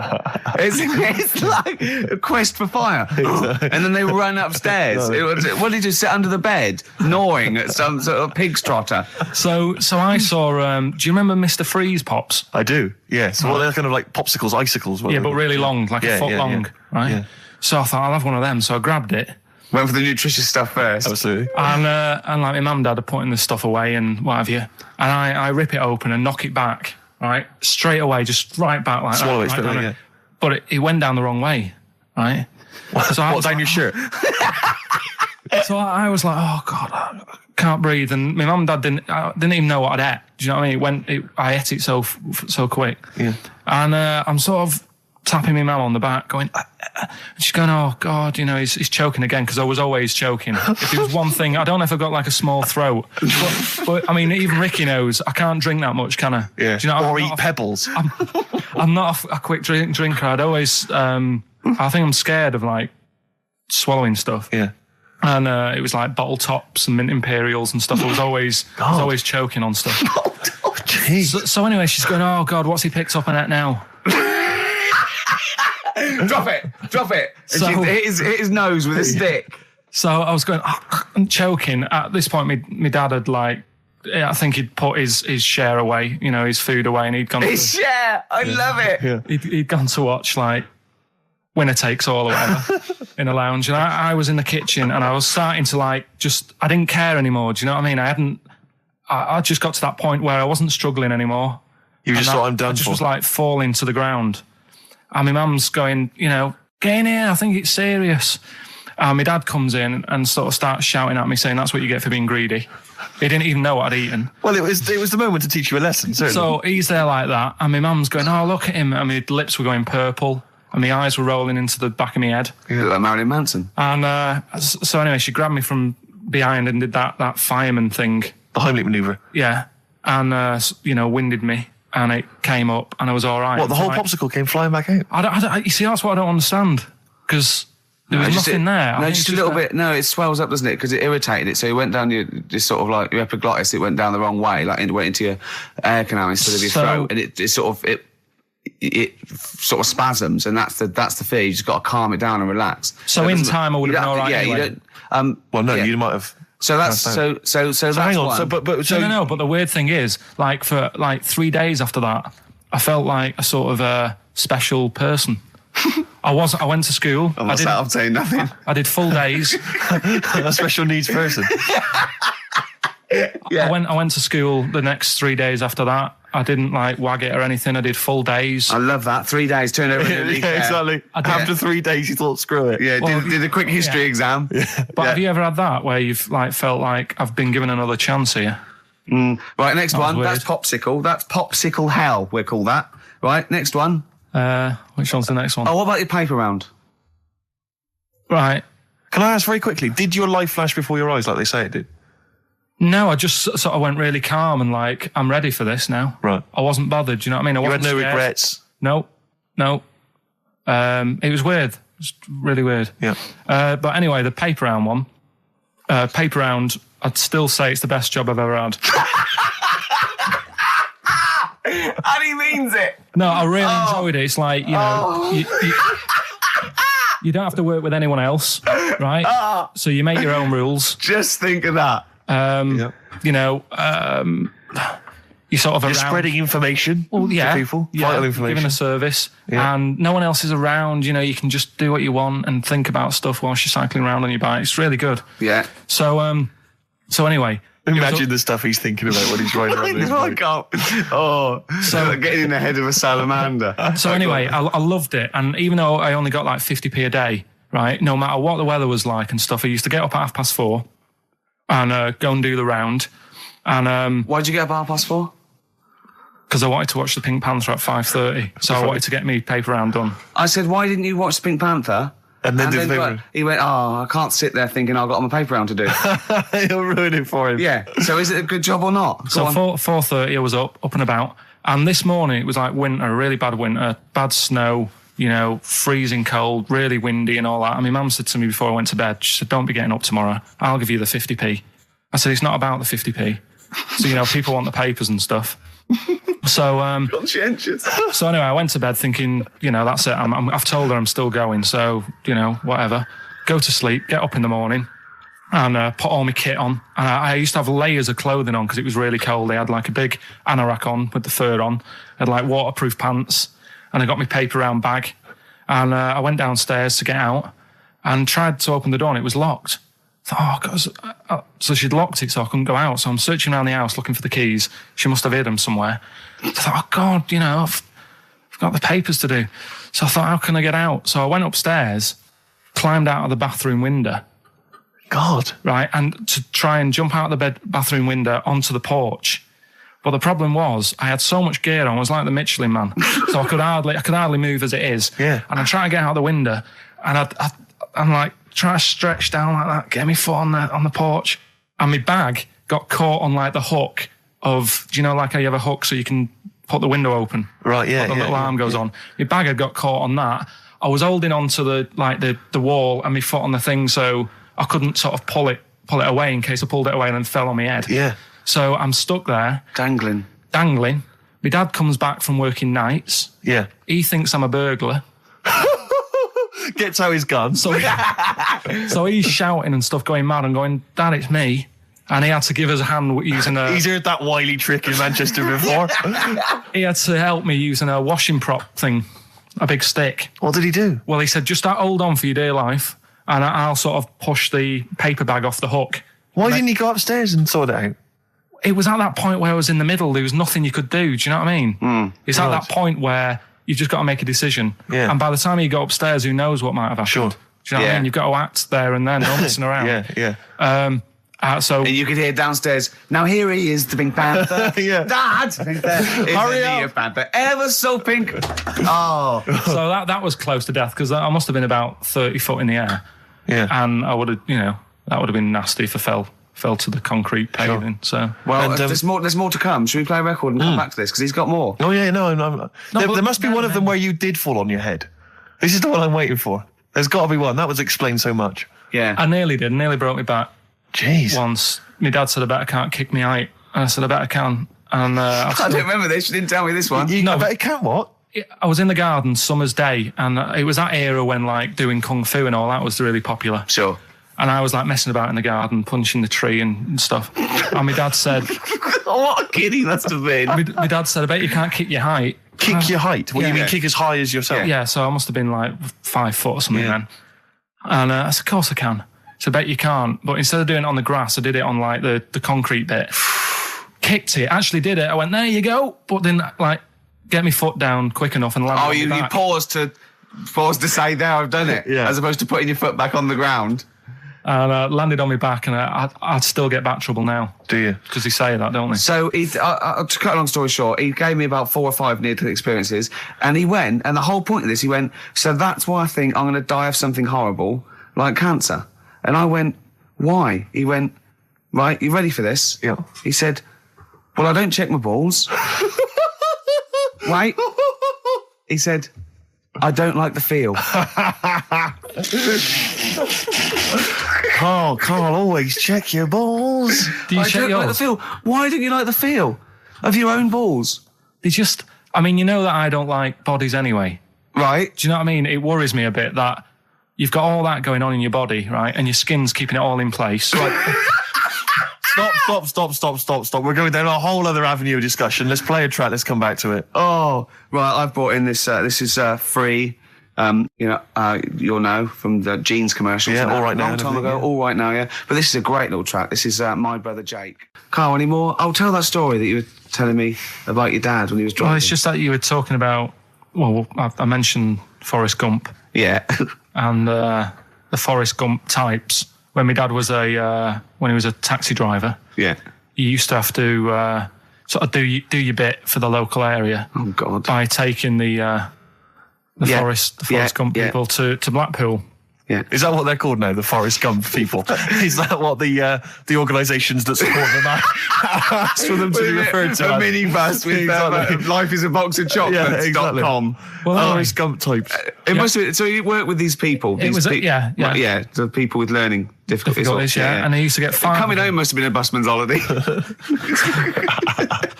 So he got 5 of them in the cab. Yeah. And he had to go to Blackpool, and 4 of them were really good, behaving themselves, didn't mess about, weren't fighting and stuff. But there was one who was just causing loads of trouble, and he couldn't control him.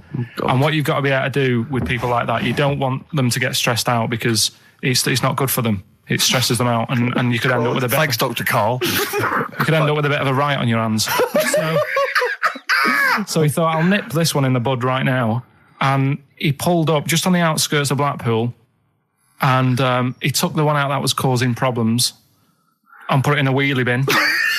Oh, no. Oh, I'm sorry. I apologise. He did what? Oh, He did it for the good of the others. He put it in a wheelie bin. He was having a good time. He thought it was one of the rides.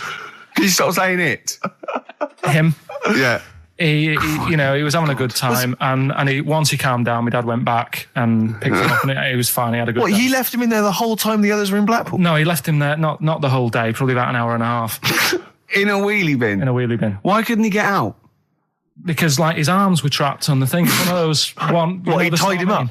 No, do you know, like, because he was a big fella, and, like, he managed to get him in so his arms were down the side like that, so he was a bit trapped. Wasn't he screaming and crying and stuff? He was making a bit of noise, but do you know what I mean? What, you feel served him right? Well, but anyway, I didn't really want to talk about it. You just brought it up because of Forrest Gump. Did his family know about this? Is this the first time they'd have heard about this? He didn't get asked to do it again. Because I remember, I think all kids go through a phase of shoplifting. Well, and when I was going through it, I used to just little things, just like magic markers and magazines, Mars bars, that sort of thing. Yeah. And cigars and dildos. And one day, right? Same thing. My mate, Anthony, his mum called up my mum and said, I've got to meet up with you. I've got to have a word with you. And she said, what about? She said, I don't want to talk about it over the phone. So she goes, oh, right. Well, yeah, come round tonight then. So anyway, my mum sees me. She don't want to be in an awkward position and, like, be a bit embarrassed and what have you. So she sees me and she goes, right, Anthony's mum's coming round.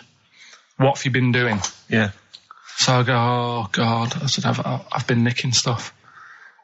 So she goes, like, what? So, not big stuff. I've had a few calculators and Mars bars and stuff. How many? I'll just work it out. Hold on. Works out at 7.2 per day. So, how many calculators do you need? So it was when that phase. You failed maths, didn't you? Everyone wanted a calculator. It was like a trendy thing, wasn't it? Right. Oh, yeah. In Manchester a couple of years ago, yeah. So anyway, so I told her all this and I confessed to, like, computers will make it there one day. I confessed to There's magic in the back of battery. Go on. Confessed to nicking all this stuff. She comes round. She only wanted to borrow some money. Brilliant. She said, oh, I don't like asking. I was a bit embarrassed to ask you over the phone, but can I borrow 20 quid? Oh, that's fantastic. And there's me. That's great. And it's similar sort of thing to yours. And did you? And he went, hold on, Mum, let's just work out the interest on that. I think 10%. She'll owe you £4.40. Oh, so your mum was a loan shark. yeah. And did she mention? She went, I just with that other, because what I'm saying is presumably you got your mate in trouble. No. Right, you didn't. No. She went, no worries, I'll just go and get my purse. It's on the dressing table. Exactly. Yeah. Karl, do you want a cigar? what other things you used to give away at your disco then that you'd find on the dressing table? You used to go into your parents' room and go, what can I give away tonight? It was stuff like cigars. My Yeah. dad liked cigars. Yeah. I had a pair of tights. What do you mean? Unopened. You know, you get them in like a long... Who did you give that to? Just whoever did the prize. It was stuff like, you know, we did like a little raffle. Just imagine Karl going, this is for a pair Who's of going joyriding this Pretty week? Polly, sheer. Exactly. Yeah, who's doing a bank job this week? Exactly, that's what it was used for, yeah. Just little bits, you know, unopened makeup, just stuff like that. And did Right. their parents not notice? No, because it's stuff that you're not that bothered about. If a telly went missing, they'd notice it. They would, wouldn't they? They'd be staring at a wall for 3 days. But a pair of tights and a cigar and that, Yeah. got away with it. Yeah. But it's funny as well, because like you had two names. I just like remembered. I started off as Dazzling Darren's Disco, just because the first lights I could afford belonged to someone who had their name put in lights. Right. So I went along with You that had name to for a bit. pretend you were called Darren. That's lovely. That's great. Is it worth it? Good. Brilliant. And then it went on to Pilkington making music. Yeah. Jeez. That's great. Anyway, should we have some more music? 'Cause, Yeah, we've go been on. waiting for hours. What are you going to play, Karl? We've got the Cooper Temple Claws. Oh, lined up. brilliant.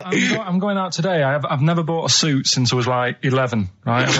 I went to my brother's wedding. That's the last time I wore a suit. Right. Really? And you can't get anywhere near it now, can you? Can't get into that. No. That was a good day. What was it? What sort of suit was it? It was like a sort of a grey silver one. Excellent. Quite flary. Nice. Well, try and go little for something grey similar. silver one. Just think that with your little round head, what did that look like? I looked all right. Like he'd landed from the... Yeah, just landed on it's it. like who's They walk among spaceman? us. I didn't really need to wear a suit either, because I hardly went into the church. I was in the car park, right? And it's when my brother was in the army, and he had a Ford Capri with one of them horns that goes... And you just sat there. Why didn't he come in his tank? I just sat in that, doing that all day, and the vicar was getting well annoyed with me. What, when the service was on? Yeah.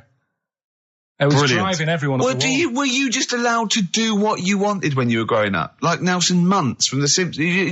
Were you just allowed, didn't matter, was there any discipline? You didn't have teachers, you didn't know, why didn't someone come out and... I got a couple of good hidings off my dad a couple of times. What for? Just being mopey most of the time. If I had a strop on, he'd hate that. He'd go out and burn something down or nick something, but don't wander around with your head down. well- Didn't he smack you for not liking a castle once? Yeah. No, what's that? What's that? Went to Carnarvon the other day, and I was bored. I was at that age when I just wanted to go in an arcade, and my dad was saying, come and see the castle, there's history here, and I still don't like castles. It's one of them things that, again, just too far back to sort of even think about people living in them. Yeah. Do you know what I mean? So I was just like, look, it's a wreck, knock it down, flatten the thing. Sure. And I was being really mopey. Isn't that great? And it's weird, because now, like, my mum and dad have retired and gone to Wales. Yeah. And now and again, he texts me there, and every time we get to the point where he gave me a clout, he goes, "Are you getting flashbacks, son?" Yeah. Well, it's a sobering lesson for you. Yeah. You're not on the British Heritage Committee anymore, are you? This is the National Trust land. Tarmac it. The biggest car park in Britain, for Christ's sake. Iggy Pop on board on XFM 104.9. I'm Ricky Gervais. Steve Merchant here as well. Yeah, little Karl Pilkington. Well, to reintroduce or introduce people for the first time to Karl, I think we should have a... Yeah, maybe sort of a quick Q&A, Karl, and we don't need sort of lengthy answers from you. We don't need lots of detail. It can be just a couple of sentences. Just to get a flavour of who you are. Yeah, so firstly, name obviously Karl Pilkington. Age, Karl? I'll be 30 next month. Really? This month? No, next. Where are we? I don't think we need to ask any more questions. I think we've done it. That's it. I think we've Welcome done it. to the world of Karl Pilkington. I think that, I thought it would take 3 or 4 I thought it was questions gonna be at least- to really yeah. explain That what was the Karl first was question. about. Oh, Absolutely God. incredible. But we can't really leave it there because we haven't got enough else to do to fill up the 2 hours. So let's pursue this line of inquiry. Yeah. Age. What was the age, Karl? In a couple of months. When were you born? I'll be 72. Right. What month? What day? I'm on the cusp. You're on the cusp of a day. Well, 23rd of September. Okay. 72. So anyway. Okay, right, good. And you were talking there about, obviously, your star sign, were you on the cusp? Yeah. You believe in that, do you? No. You don't believe in star signs? No, not really. But you do believe in ghosts, I understand. No, because the paranormal. but the star sign thing, you've got how many different star signs are they? 12, innit? Right, and then you've got, like, loads of people. Yeah. You do the math. So they're saying that, there's only 12 different sorts of people in the world. Exactly. That's exactly right. It's made up. It's made up nonsense. It's non-science. It's pseudoscience. It's hairy man and dyed hair woman science. Yes. Isn't it? All right. Yeah. Anyway, back to you, Karl. Where were you born? In Manchester. Okay. What GCSE results did you get? I got, was it an E? I got an E in history. You got an E in history. And how did you find discover out that? information? You found out. Because you thought you couldn't remember what you got, you didn't turn up, and you thought you'd done about 3, one of which wasn't history, and actually... I knew I did art. Yeah, you didn't. I'm telling you didn't, because we checked. Yeah. You did 1. You turned up for history, you did history, you got an E in I history. definitely did art. I made a little clay man. Yeah, you got to register for O-levels. You don't just do it and then phone up and say, how was that? Yeah. And I go, I'm sending you a clay man. See what you think. Send me a grade. Yeah, there's forms to fill out and things like that, Karl. Anyway, go on. Who was your closest childhood friend? Closest? At what age? Well, when you were young, when you were. Oh, I remember this. It's a fella. Is it someone making, isn't it? Well, he wasn't really a close mate. Darren Buckley was me. Darren Buckley? Yeah. He was me. Tell us briefly about Darren. I've forgotten about Darren. He's the one who, all the girls liked him. He had permed hair. He used to have his hair like a footballer. Sure. Were you jealous of him? His dad was a copper. Did you hang around with Darren, like, in the hope of getting maybe his kind of cast-offs? Nah. It's weird with me, and I wasn't that bothered about having loads of mates and that. I had lots of mates, but I could do without them. You had a magpie, didn't you? I was happy playing with my magpie. Yeah, what happened to him? It flew away. Yeah. But I wasn't bothered because it was giving me grief towards the end, wasn't it? It was popping me grifter tyres and that. Yeah, sure. Flying down, pecking me head. Sure. Now, you went to school with a number of different interesting people, some of whom 2 were of which, freaks. I understand, had big heads and webbed toes. Is that right? Yet they were not related to each other, and they weren't friends with each other. Why weren't they friends with each other? Because that'd be obvious. Did they wear shoes, or did they walk around in their webbed? Were they good at swimming? I don't know. I don't think they ever went swimming. Did they ever talk? Did they ever look over at each other and think, Yeah, we should hang out more. I told you something in the week as well. There was another lad at school had a pigeon chest. He had a what? Can we come back to this? He had a pigeon I chest. think we should play a record, Karl, because I think we've hooked them now. Yeah. I think There's no one switching off now, Rick. No, play a record. Blur, Coffee and TV.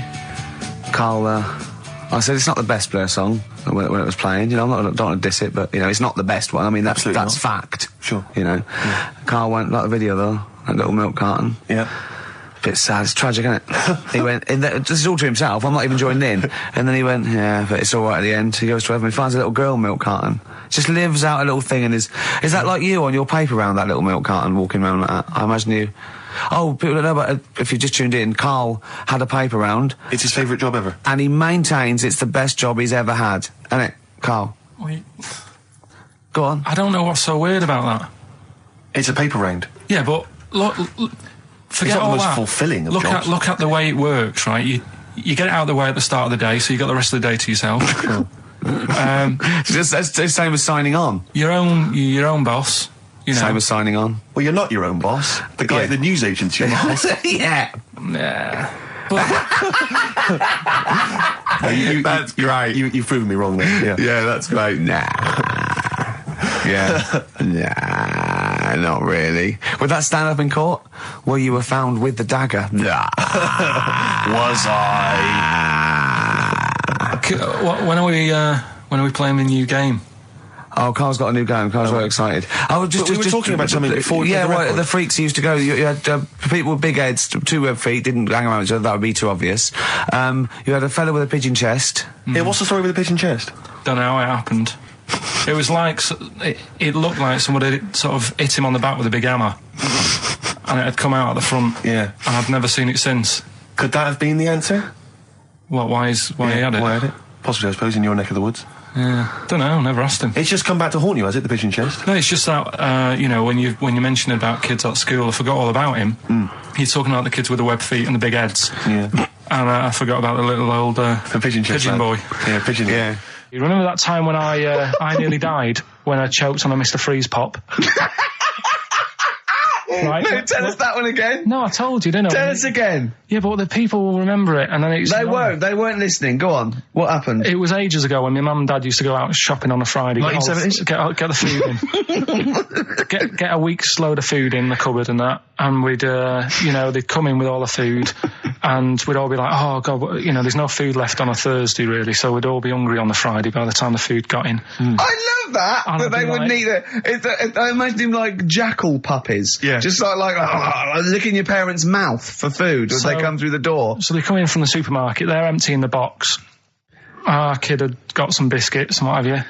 It's frenzy, just a feeding frenzy, like pigeons. I grabbed the Mr. Freeze pop and knocked it back really quick, but it wasn't frozen, so I knocked it back so it was like a liquid, and it went down the wrong way, right, and I was choking, right, and I nearly died. It must have been about... How long can you go before you die? A couple of minutes to do it. I reckon about a minute 50. Right, I was really close to dying. How do you know you were close to dying? Did your life flash before you? No, but I just was like... There's loads of instances of him eating pops. Yeah, exactly. I just was dead. 40 of those. Whatever, right? Anyway. What do you think you'd see if your life flashed past you? What do you think, which elements would stand out for you, do you think? Start now, go back. What do you remember? What's the first thing you remember? As a kid? Yeah, just tell it now. Being in the hall and having our dog licking my face. That's your earliest memory? Yeah. Okay, what's the next one? Right, next one's probably being at primary school with Lindsay. Yeah. Was that your girlfriend? Well, a little friend who was a girl. Sure. Yeah. And we used to have like tins with letters in, and you'd have to write stuff. But anyway, what were we doing? What? He got confused. Right, so anyway... I'm intrigued by the dog that was licking your face. Well, bin that. Can we work with that? No, it's a great feature. I just think you need to be a little bit more careful about what you consider to be education. Funny. I fell over. All right, well, we'll work on it next week. Play a tune, and what have you got for us? Because we've got a big competition. Come on. Do the competition. We've only got 25 minutes. Come on, don't worry about it, Karl. Play a tune. We'll come back with Rockbusters. What are we playing? Let's play a bit of Tupac. Oh, that's what I'm coming out to, isn't it? Yeah, Fight. exactly. Yeah. Imagine it. Whack it up. Whack it up. hilarious. Right, when I did boxing at the youth club. Once, when he did boxing, he fought once, he fought a little weak kid, because it was his first day, battered him. Next week, it was someone else's turn, and he got battered and he left. Yeah, I said, right, I've had enough. But there was Yeah. there was a ladder there that I had to work, right? And I decided after the sort of the first step, I thought, it's not for me, this. Yeah. But if you win, it's all kind of like, right, well... Yeah, the world's There your you go. oyster. But it's a programme. It's just a one-off programme, isn't it? It's like, it is like, you gotta treat it like faking it. Yeah, but faking it, right? That little gay fella who ended up being a doorman, he's actually doing that as a proper job now or something. He loved it so much. Do you seriously think I have any intentions of getting into the fight game and leaving entertainment Well, behind? what's the point then? What do you mean? What's the point in what's the point in watching television? It's entertainment. Or educational? I watch it to sort of soak in Well, information. this is educational. I'm learning a lot. I'm actually learning a lot, and I can't believe my luck. I've got professionals telling me, you know, hopefully how to lose weight and punch hard. That's just fun. It's like having golf lessons. Right, but say, I mean, here's an example. Go on. It's a nice way to plug it. We've got Rockbusters coming up in about 10 minutes or something, right? Now, Look forward to that. people email in, and they don't just do it for fun. They do it because they know they've got some good prizes lined up. Right. So they're doing it because it gets them something. Yeah, my prize is that I've learnt something in life. I've gone through an experience, and hopefully I'll come out in some way better if I don't get mashed. That's it. That's the prize. That's why we do anything, isn't it? I think this is an example of you, Carl, is you give up too easy. Yeah, you know, and you took up the boxing, you gave that up straight You think away. there's no point in anything? I did Crusaders for I think I lasted that out for about 4 weeks. What's that? Crusaders?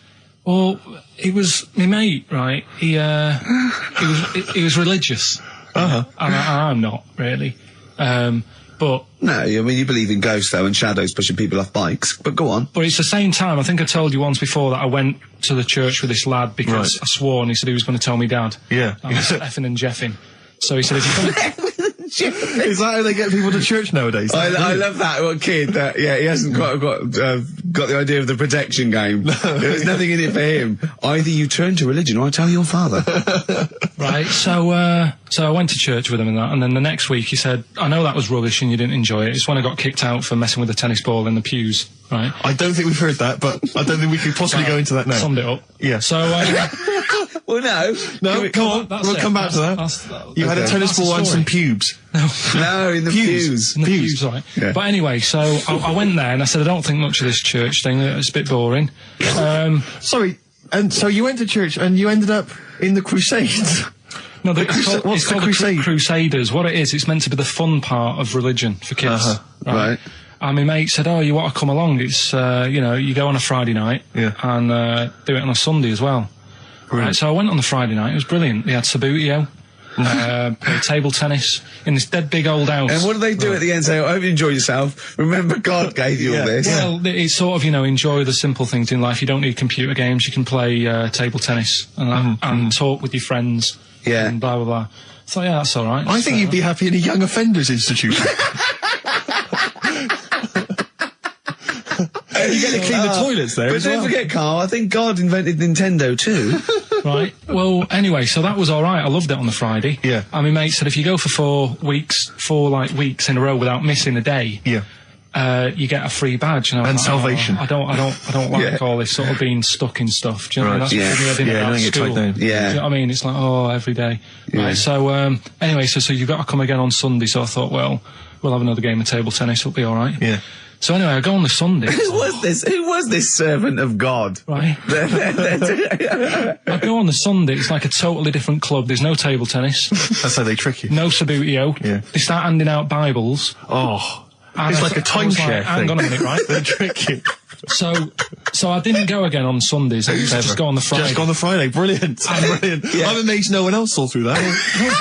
Well, the thing is, there used to be loads there on the Friday, so I bet there thought they won't even notice if that Yeah. I'm not like, Yeah, do you sure. know what I mean? That I'm not showing up on a Sunday. So anyway, carried on. It was Just brilliant. this kid and the vicar? Oh, I love that. You got one over on the church. So I was loving it, right? Playing table tennis and that. Yeah, and then on a Sunday, they found out where I live, and the head fella started coming round, knocking on the door. God. He's everywhere, Rick. Why did he knock? The fella... Politeness. the fella who like ran the club, he started coming around knocking on the door. And I saw him coming up the path, and I said to my mum, "Oh, it's the fella from the Crusaders." Yeah. She didn't even know what I was. No, she thought like, you were off nicking hubcaps and stealing cars. She didn't have a clue what I was talking about. You've been going to church. I don't believe it. Little bleeder. That's not how we brought you up. So I said, "Look, just tell him I'm not in. Tell him I'm not in." And then she had to keep doing this, and they were coming round every Sunday to try and make me like. Go on a Sunday. It was really important that I went and that I was abusing the system and all this. Anyway, I didn't go. And then... Why didn't they just tell you on next time we turned up on a Friday? Yeah. No, well, because there was so many people there on a Friday, you just get mixed in the crowd. Yeah. It was jammed. It was well popular on a Friday. Yeah. Right? But anyway, on one of the Sundays, it was quiet for a bit, and they stopped coming round.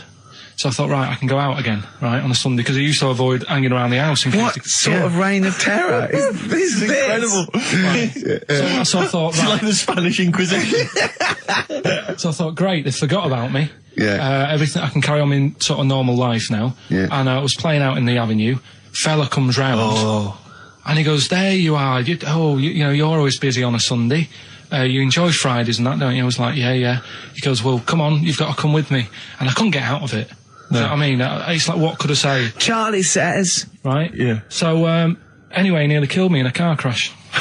So that was the excuse I used next time. He had a Mini, right? And he was driving us there, and he hit the curb, nearly sort of turned over the Mini. Right? There was like 3 of us in the back. So I said... Is that a record? So... Next time, he came round to pick us up, I said, look, really enjoyed it and that. I said, but ever since that journey, I really, I don't want to get in the car with you again because it scared me a bit. And I said, all right then, I didn't have to go again. That's all right, isn't it? That's extraordinary. Yeah. He almost killed you in a car crash. It's a parable. Thank God no one was hurt. Yeah. I remember that... Your life moves in incredible ways. Yeah. Rather like God. Yeah. So, they're probably round there now, aren't they? Is he coming tomorrow? What we got? Well, we're talking about the prizes next. Well, let's talk about the prizes. We've got the big game Rockbusters coming your way soon, Rick. I know you're excited about that. And is there more Educating Ricky this week? Have you got that planned? There is. We are struggling on that feature a bit now because I feel like we've covered a lot of topics. Yeah, I know. Well, I know about hairy Chinese kids and deaf people that hit their head and can hear again. Sure. So I don't think there's lots more to learn in life. Okay, well, right, this is one I'm throwing right at you as well, Karl. There's only one bird that has a penis. It's not a joke. It's not a joke. It's not a joke. This is a genuine trivia question. I'd say... I think I've seen one on this. Is it an ostrich? Right, you're going for ostrich, Karl? I'll go for ostrich as well. Right. Did you come up with that yourself, or? Yeah, I was going to say that before you said it. Well, guys, you went for ostrich. Chicken? You're both wrong. It's actually the swan. The large chicken. Yeah. What? That's a bit worrying then, because I thought I saw an ostrich penis. So what was I looking at? I don't know. Were you just examining it closely at the zoo? What? No, I just. It's probably a strap on. It was probably 2 leather ostriches giving each other one. Exactly. And that's how that can influence people. Things like that. Dirty, filthy leather ostriches can confuse a child if he's at the zoo. A swan's got... That's really annoying. I'd never give a swan a knob. It's the little puffiest of all birds, isn't it? Yeah. Oh, I'm protected by the queen. But I need a knob. If I had to give a knob to any bird, Good question. I wish I'd posed that myself. If you could give a knob to any bird, what would it be? Phone in. Vulture. Of course a vulture. They need... a big veiny bang stick. Yeah. What about yourself, Karl? If you could give a knob to any bird? And don't make it rude, or if I could give a knob to any bird, what bird do you suit up? It's got to be a bird of prey or something like that, hasn't it? Cool. Just a robin, really. That would be amazing. That would be Christmas huge. cards would be like... but it's a normal human-sized knob on a robin. That'd be great, wouldn't it? And the other thing annoying about this is ironic, right? Now, the male of all bird species they're called a cock. Yes. Right. But the only bird with a cock, right, is called a cob. Is that what a swan's called? Yeah, they're cob and pen. They're not cock and hen. That's annoying. And he isn't a cock, but he's got a cock. Yeah. Good. Quick query there, Rick. Go on. When you said then cock, presumably you meant male bird the first time you said it. Yeah. The second time you said it, you said cock. Did you mean the penis? Well, you're showing off the whole farce of radio broadcasting. Because you're not really allowed to say cock. No, exactly, no. One cock would cause great offence. Yeah. The other cock's fine. Exactly. It's weird, isn't it? It is strange. It is strange. So, I mean, if I said now to you, I like cocks. Yeah. Meaning birds. Yeah, that's that'd fine. Be fine. Yeah. But if I meant penises, it would be a problem. If you like cocks and it was yeah, that would be... Karl, yeah. do you like cocks? Do you like cocks? No. Right, okay, that's fine. I was asking if you like... No, I like, you know... Yeah. Like I'm a big fan of tits. The small birds that come down and peck at you. Yeah. Yeah, you like tits and cocks. There's nothing... Tits and cocks, there's nothing wrong with... There's nothing... Carl, don't worry. There's nothing wrong with saying tits and cocks. When I said tits, I meant the little birds. Yeah, and when I said down. cocks, I mean the big birds. Yeah. Do you know, when... Go on. No, it's just that... It's when you talk like tits. Yeah. You know, at the milk. Do you... I like the fact they flutter away when they hear the milkman coming. Oh, come on. So when... What? What are you talking about? What are you talking about? No, when the milkman's coming, when he's walking up... Ash, and sometimes, lovely song, got to apologise to our producer there, because he was worried about... There was nothing wrong with it. It's just like saying, you like watching birds in the garden. Just that I think you're better than that. I know, it's cheap, isn't it, to say, like, we like I like tits. Yeah, I like cocks. So, we're a bit more literary now. One of my favourite things is Fanny by Gaslight. Really? That's interesting. I'm a big fan of Moby Dick. The book, Moby Dick. Yeah, not the medical condition. There's nothing in your... No, it's the big, horrible thing that used to swallow semen. Yeah. Now, in the winter... Yeah. Steve. Go on. There's nothing I like more than to keep my hands warm in a muff. No, sure. You mean those kind of furry things that sort of classy-looking ladies... Yeah, posh ladies often put their hands...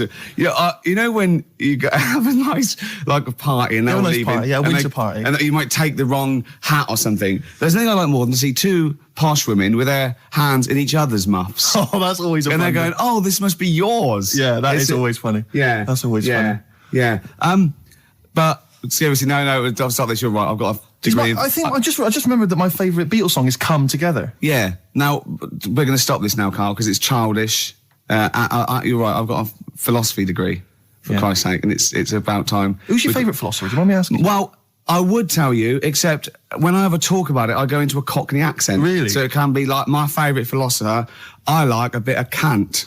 Right. Is that Immanuel Kant, Yeah. the philosopher? Yeah. That's strange. Yeah. That's strange. What's his name again?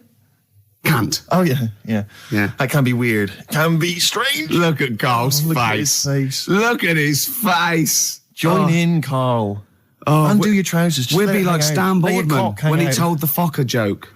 Yeah. We won't do local radio again for 10 years. Ian Brown, dolphins were monkeys. Yep. Before that, don't know what that was. I'm still pissed off that swans have got cocks. Yeah. It's a waste. It's a waste of a knob with a swan. I know what you mean. They don't know what they're doing with it half the time. Now we've got some great... Do you remember...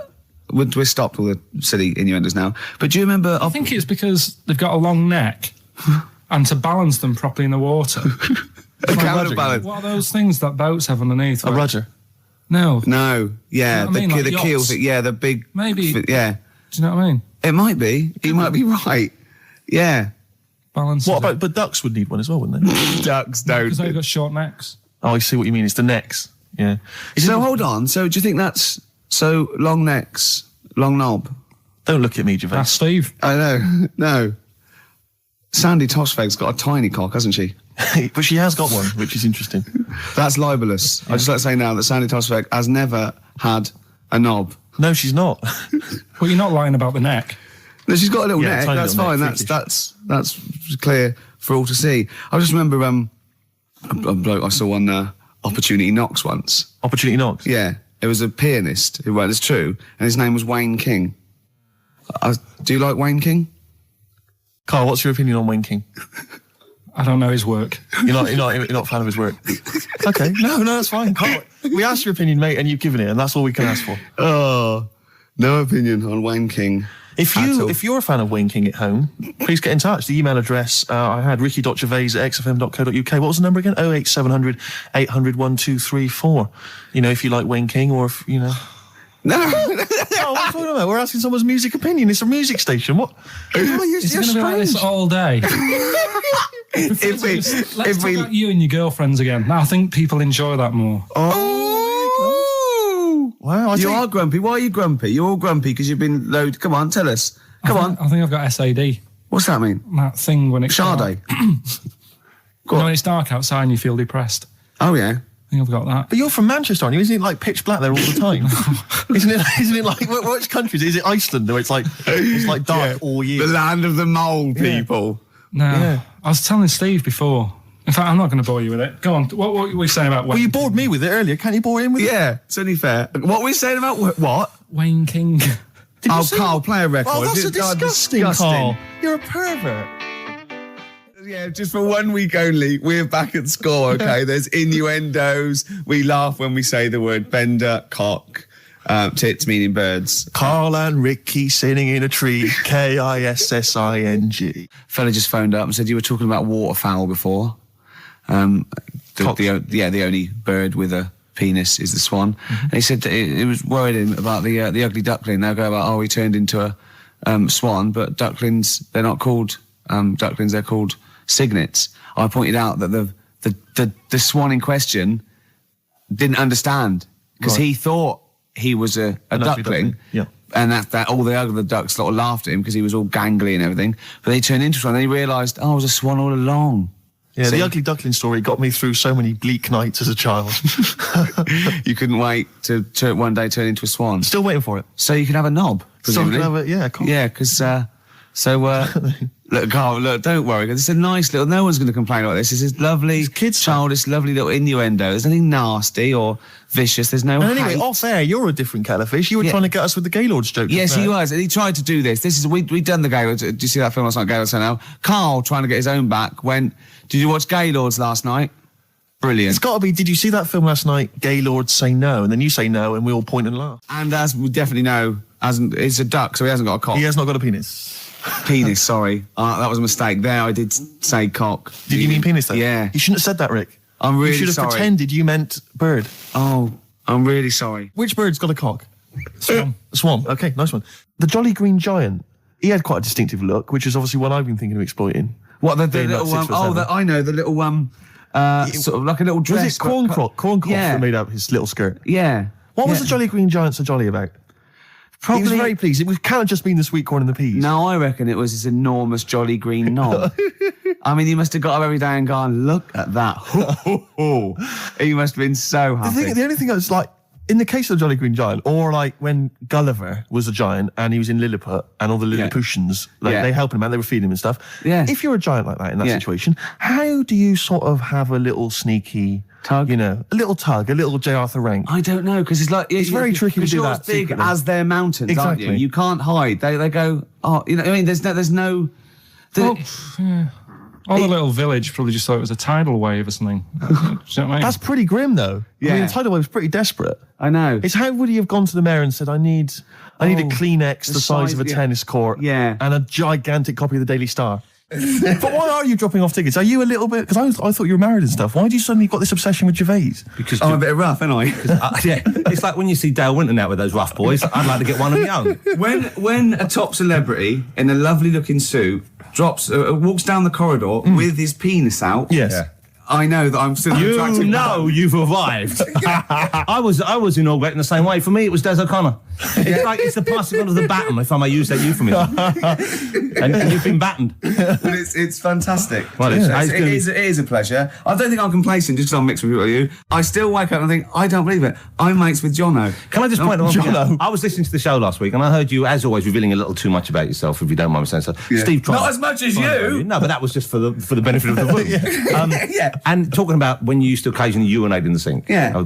When you were around my house last time and I came in and you looked a bit shifty. No, please reassure me. It was more ownership. I was like, I went to my territory and then other people that come in and go, has Gervais been round here? It's like just marking my territory. Because my coffee the next morning had a hazelnut tang to it that I don't remember putting in. Can I just ask, Jonathan Ross just came in there to drop off some tickets for the Comedy Award show that he's hosting later this evening. Yeah. Interesting, of course, a man who's 40 and still thinks it's funny to get his penis out. It is, though. I love that. Because it's like, when's that novelty going to wear off? 74, 75, when it's just too horrible to show in public, I imagine. The pigs come, if you like. Sorry? What did you say? What did you say? What did you say? When you do what, Karl? What? What did you say? No, what did you say? Because I don't want to have to go to the radio authority again. What did you say then? Just remember. We are going out live, Karl. Yeah, remember Tom Binns, right? What did you say? What I'm saying is, why were they shouting Vera? Because pigs don't come to the name, do they? Hey? I don't know the ins and outs of pig, have how to lure a pig into your trap. Can I just tell you some very, very interesting things about pigs? Please do. Right. One, everyone knows they have a corkscrew-shaped penis, right? A corkscrew-shaped penis. That's the tail, isn't it? Two, they can't look up. They can't put their head back and look up, right? Three, they can have a 30-minute orgasm. Rick, is it only pigs that have got a corkscrew-shaped penis? No, and landlords. Okay. Very handy. Right. And I was watching a programme the other night about snakes. Right. And it was like, don't walk through a river that's full of snakes because... Good advice. They if you've got a kid in the car or in the house, turn your radio down if you don't want them to hear stuff like this. But, they go for your tackle. Why? I don't know, they just do. They think it's another little snake. Maybe. With swollen cheeks. With earrings. With earrings, yeah. So, or an anaconda in my case. With one eye. I'm really joking. So and I said to Ricky, what would you do? Right? It's very scaly. You two in the woods. You're having a wander, Steve. Having a wander. Oh yeah.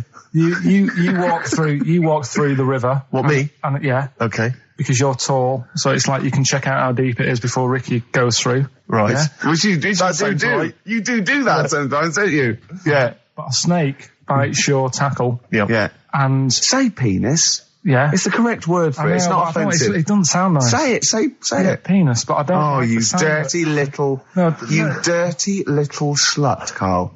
You're a dirty it's little. just one of those words. Right. Carry on let's carry on. What's the story? I'm wandering through a river.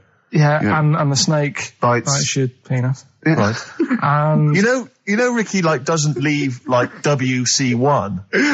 Why on earth we're going to be anywhere near a river where there's sort of anyway, snakes? Yeah. Anyway. Yeah. You are in this situation. Yeah. Okay. The snake bites you. And I said to Ricky, if it was a matter of life or death, would you suck out the poison? What do you think he said? And the bit I made, because he was thinking about it, like, oh God, well, he's my best mate and everything. What will I do? And I said, and then Steve starts sort of groaning like he's enjoying it. I'm just trying to remember what I did do. What did happen in that instant? Okay. So I've been bitten on the penis by a snake. Yeah, there's poison in it. There's no poison in it. Yeah. I've had a go at trying to suck it out myself. Yeah, but you've never mastered that I've never been able to master that. Yeah. It's just such a long spine and such a short, stubby knob that he's got no chance. Yeah. So, I have to get... He's even had lip extensions. Haven't you? Yeah, go on. And would Ricky suck it out? Almost certainly not. Yeah, that's the answer. Yeah, he'd let me die a hideous, horrible death. I'd go, is there anyone you want a towel? Do you want me to call your mum and dad? Yeah. How should I tell them you died? Is they tell them I died taking a bullet for a lady? Yeah. Yeah, I was beating up some nasty people. Yeah. Would you at least run into the woods and try and find some kind of animal that could do it for me? Some of those monkeys look like they got a good technique. Right. Stop it. We've got three things, as always. I give them a little heading to tease you as to which one you want to learn first. Yeah. First one is the tip included? Is the tip included? Like it. Second one, I want to come here in hindsight. Right. I wouldn't have come here in hindsight? Yeah. Okay. And the third one, am I going to have to thump you? We're going to have to thump you. Okay, and you've trawled, the internet? So if I can get into the mindset of this plan, is the tip included? Well, obviously, that's probably not going to be about a weight. It's going to be if that's someone losing the end of his knob, I assume. This is educating Ricky, is the tip included. Right. Apparently a fellow was on holiday in Turkey. He's just having a normal holiday. Weather's good. He's having a good time. Waiters are all normal height. Yeah. He's having his meal. He hears a load of screaming going on in the kitchen. Has his girlfriend wandered in there? And they do, with a stepladder. The circumcised people in the kitchen, and apparently... What are you talking about? Whoa. Slow down. We were Sorry, sidetracked there for a minute. what are you talking about? Well, I'm excited about two things at once here. One, they circumcised people in the kitchen. Two, I guessed it was someone losing the end of their knob. You did, yeah. I started thinking like Karl Pilkington. Extraordinary. That is amazing. Apparently it was going on. It wasn't just a one-off either. Well, when I say a one-off, I mean they did it more than once. Yeah. Right? And there was... it was there for a week, and apparently the first night it was quiet, and then the rest of the week, every day, it'd be like having his breakfast, or even his lunch, or even his tea. Yeah. Right? He'd be doing it all day. Oh. You'd be hearing Lunch screams. and breakfast, fair enough, really. Yeah, Circumcision at tea time. Don't do that. And apparently it's a tradition over there. You can't even make a complaint about it. It's like, well, you should have found out before you come over. See, I can't believe this is true. Sorry, I'm a little bit lost. Believe this is He was in true. a restaurant, in a hotel, and there were people having circumcisions in the kitchen. Yeah. Is that right? I'm even worried that we're bordering on the racist here, suggesting that is tradition, that Turkish people cut the end of their cocks off in the kitchen Yeah. at meal times. I think you're wrong, Karl. This sounds ludicrous, Karl. No, I don't think it happens everywhere. Right. I think this Just in Oh, particular this restaurant. hotel. certain places, Certain hotels. certain hotels. What, is it like 2-star? Yeah. Why did he go to the Foreskin Inn? It was his own fault, wasn't it? So that's Sorry, that's it, is it? Have they closed? Sorry, no, wait. That's the story. You educated me, right? Once a fella saw some Turkish people cutting the tip of their knob off in the kitchen. Thanks very much. Thanks very much, Karl. Got any more? Well, there's things you can learn from it. Either don't go to Turkey, No! don't have calamari when you're over there.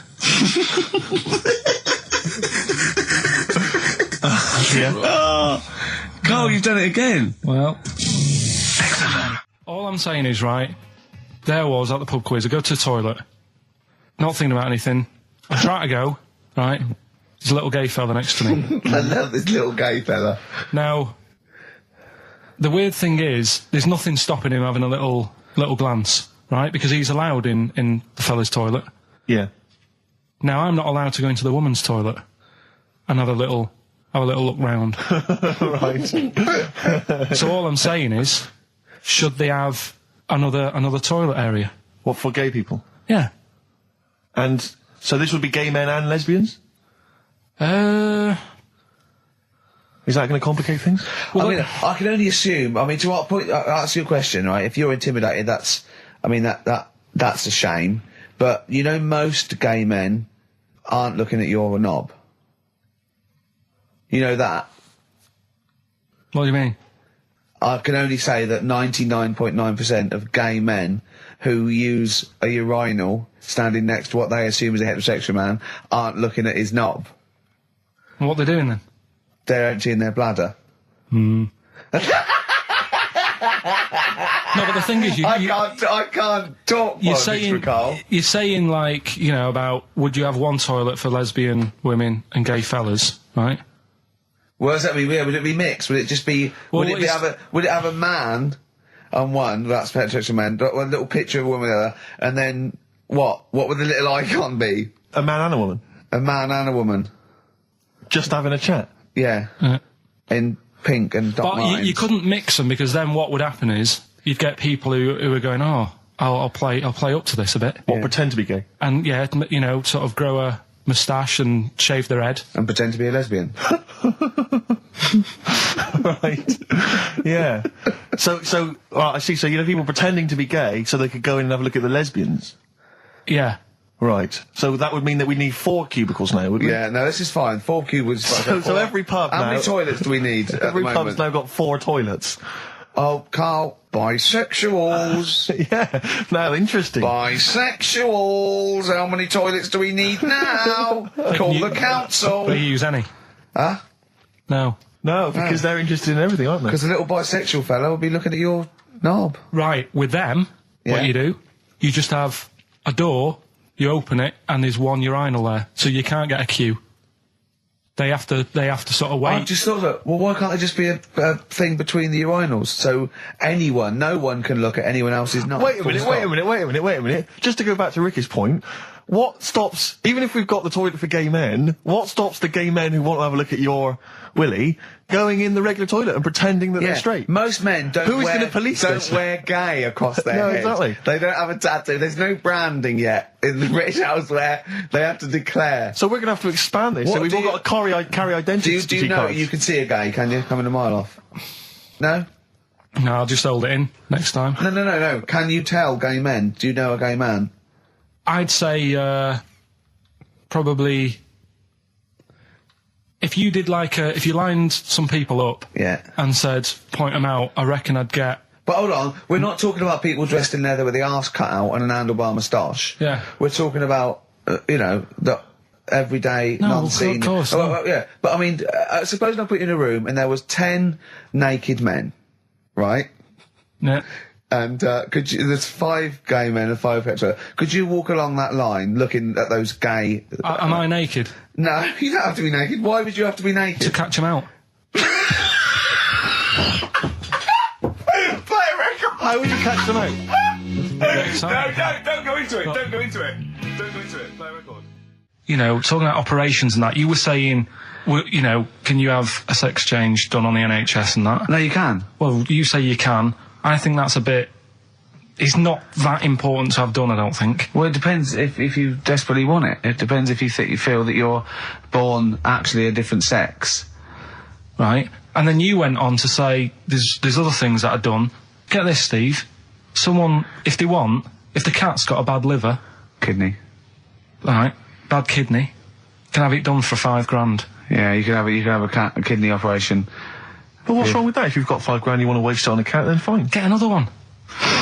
We went through loads of cats, I've told you before, as a kid, we got through loads. It's not worth it, and there's no cat that is that amazing that you'd go, gonna miss that one, it's never gonna be the same. What do you mean? What would it have to be able to do to be worth it? Well, it's normally to do with people's affection for their cat. They've had the pet for many years. What do you mean? It should be able to juggle? Or do impressions, and that's why it's worth $5,000? Supposing there was a fella, right? He feels he was born a woman. He's not happy, right? He doesn't want this he's got a knob and a couple of testicles that he does not want, right? He wants a lovely pair of tits and a minge, right? And he finds out that he gets a cut price. He gets a cut price sort of operation, a dodgy backstreet transsexual maker. Right, $5,000, knockdown price $5,000. It's done with a blunt knife and some chloroform, right? But why have you got to have it all done? What? You mean just like have the knob trimmed and wear a bra? Well, yeah. I mean, are you saying if you have it all done, you get some sort of offer if you give them something? No. I was being flippant. I'm saying I was trying to get down to $5,000. Supposing there was a fellow who had $5,000 to give away, right? Some old woman with her cat is going to die. Or some fella who wants his knob chopped off and a lovely pair of tits put on. Who would you give the $5,000 to? So, hang on a minute. So, there's a fella who wants to be a woman. Yeah. And there's a woman who's got an ill cat. Yeah. Ooh. You see, I'd be annoyed. Is this $5,000? Is this my savings, or...? No, just you get given $5,000 and you go, but you've got to give it to a charity of your choice. And it's got to be one of them. You give them $5,000. I'll tell you what I'd do. What? I'd find out what the cat looks like, get a replacement, right? Say it's had the op. She's loving it, thinking it's happy again. Yeah. Give the fella the money. Right. Do you know what I mean? Well, so you're basically saying that you'd rather have the bloke have his knob cut off and stuff than I'd have to have a chat with him first and say, what's your problem?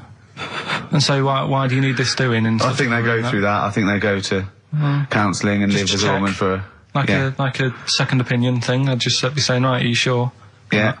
But $5,000 on a cat, it can only be for people who have got loads of money, right? And it's like, well, $5,000, it's nothing. Well, I think this debate will rage on. Should we play a record and come back to this? Think about it, though. Yeah. Bit of White Stripes. SIBO. Bitter End on XFM 104.9. I'm Ricky Gervais, with me Steve Merchant and Karl Pilkington. Karl, you're looking all flustered and confused again. Still sort of don't get it. What don't you get? Well, that's a long list, Rick. Yeah. If you have your... Knob cut off. Yeah. It's because they feel like they're actually born a woman, and they're not living right. They can't live properly with all these things, you know. Well, I mean, there are people that are genetically the other gender. They've just grown, you know. There was one woman actually who was a scientist researching it and found out genetically she was a man. She had Y chromosomes. But this is something different. This is both psychological and everything else. Sometimes it's that thing again, isn't it? You can't always have, you know, what you want. It's like I'd like to have hair. Do you know what I mean? But it's a bit easier. You can wear a wig. You can't go round really.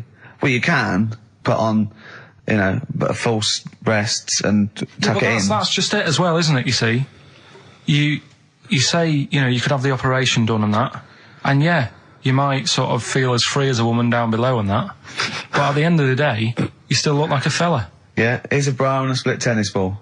No, they'd be just like Auntie Nora. Do you know what I mean, though? Well, yeah, but it's about their outward appearance as well and how they feel publicly. Don't forget, a transsexual, it's not a transvestite. This isn't just a builder in a dress.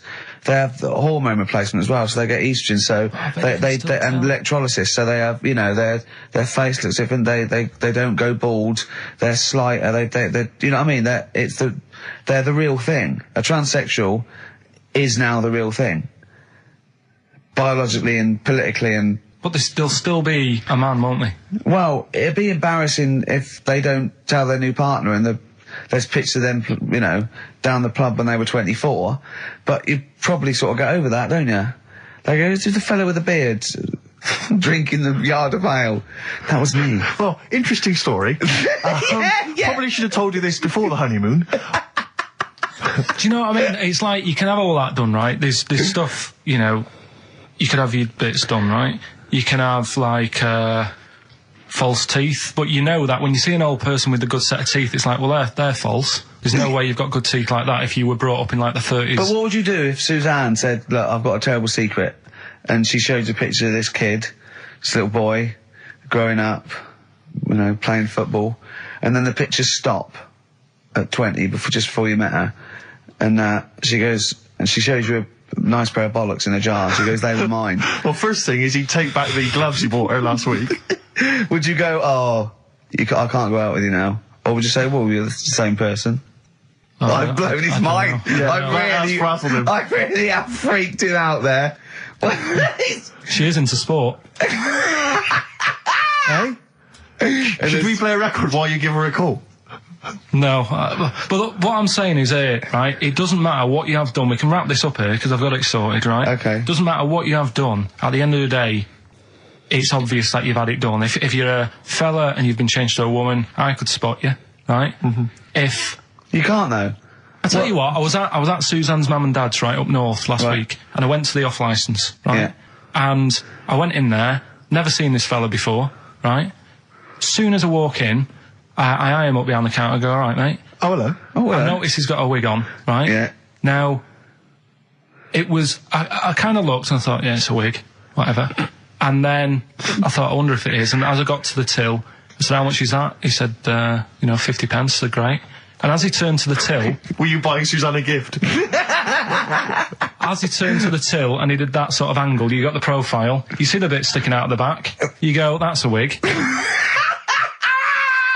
I know what you mean. Yeah. I know what you mean. And it's like a little, it just the last inch just lifts away from the neck. Yeah. Yeah. Now, everybody who goes in that shop will probably know him as having a wig and that. He keeps him happy, but everybody knows. So, what I'm saying is, it's like... But could I just say, transsexuals put in a little bit more effort than a fella who's plonked a rug on top and held it down with some duct tape. Do you know what I mean?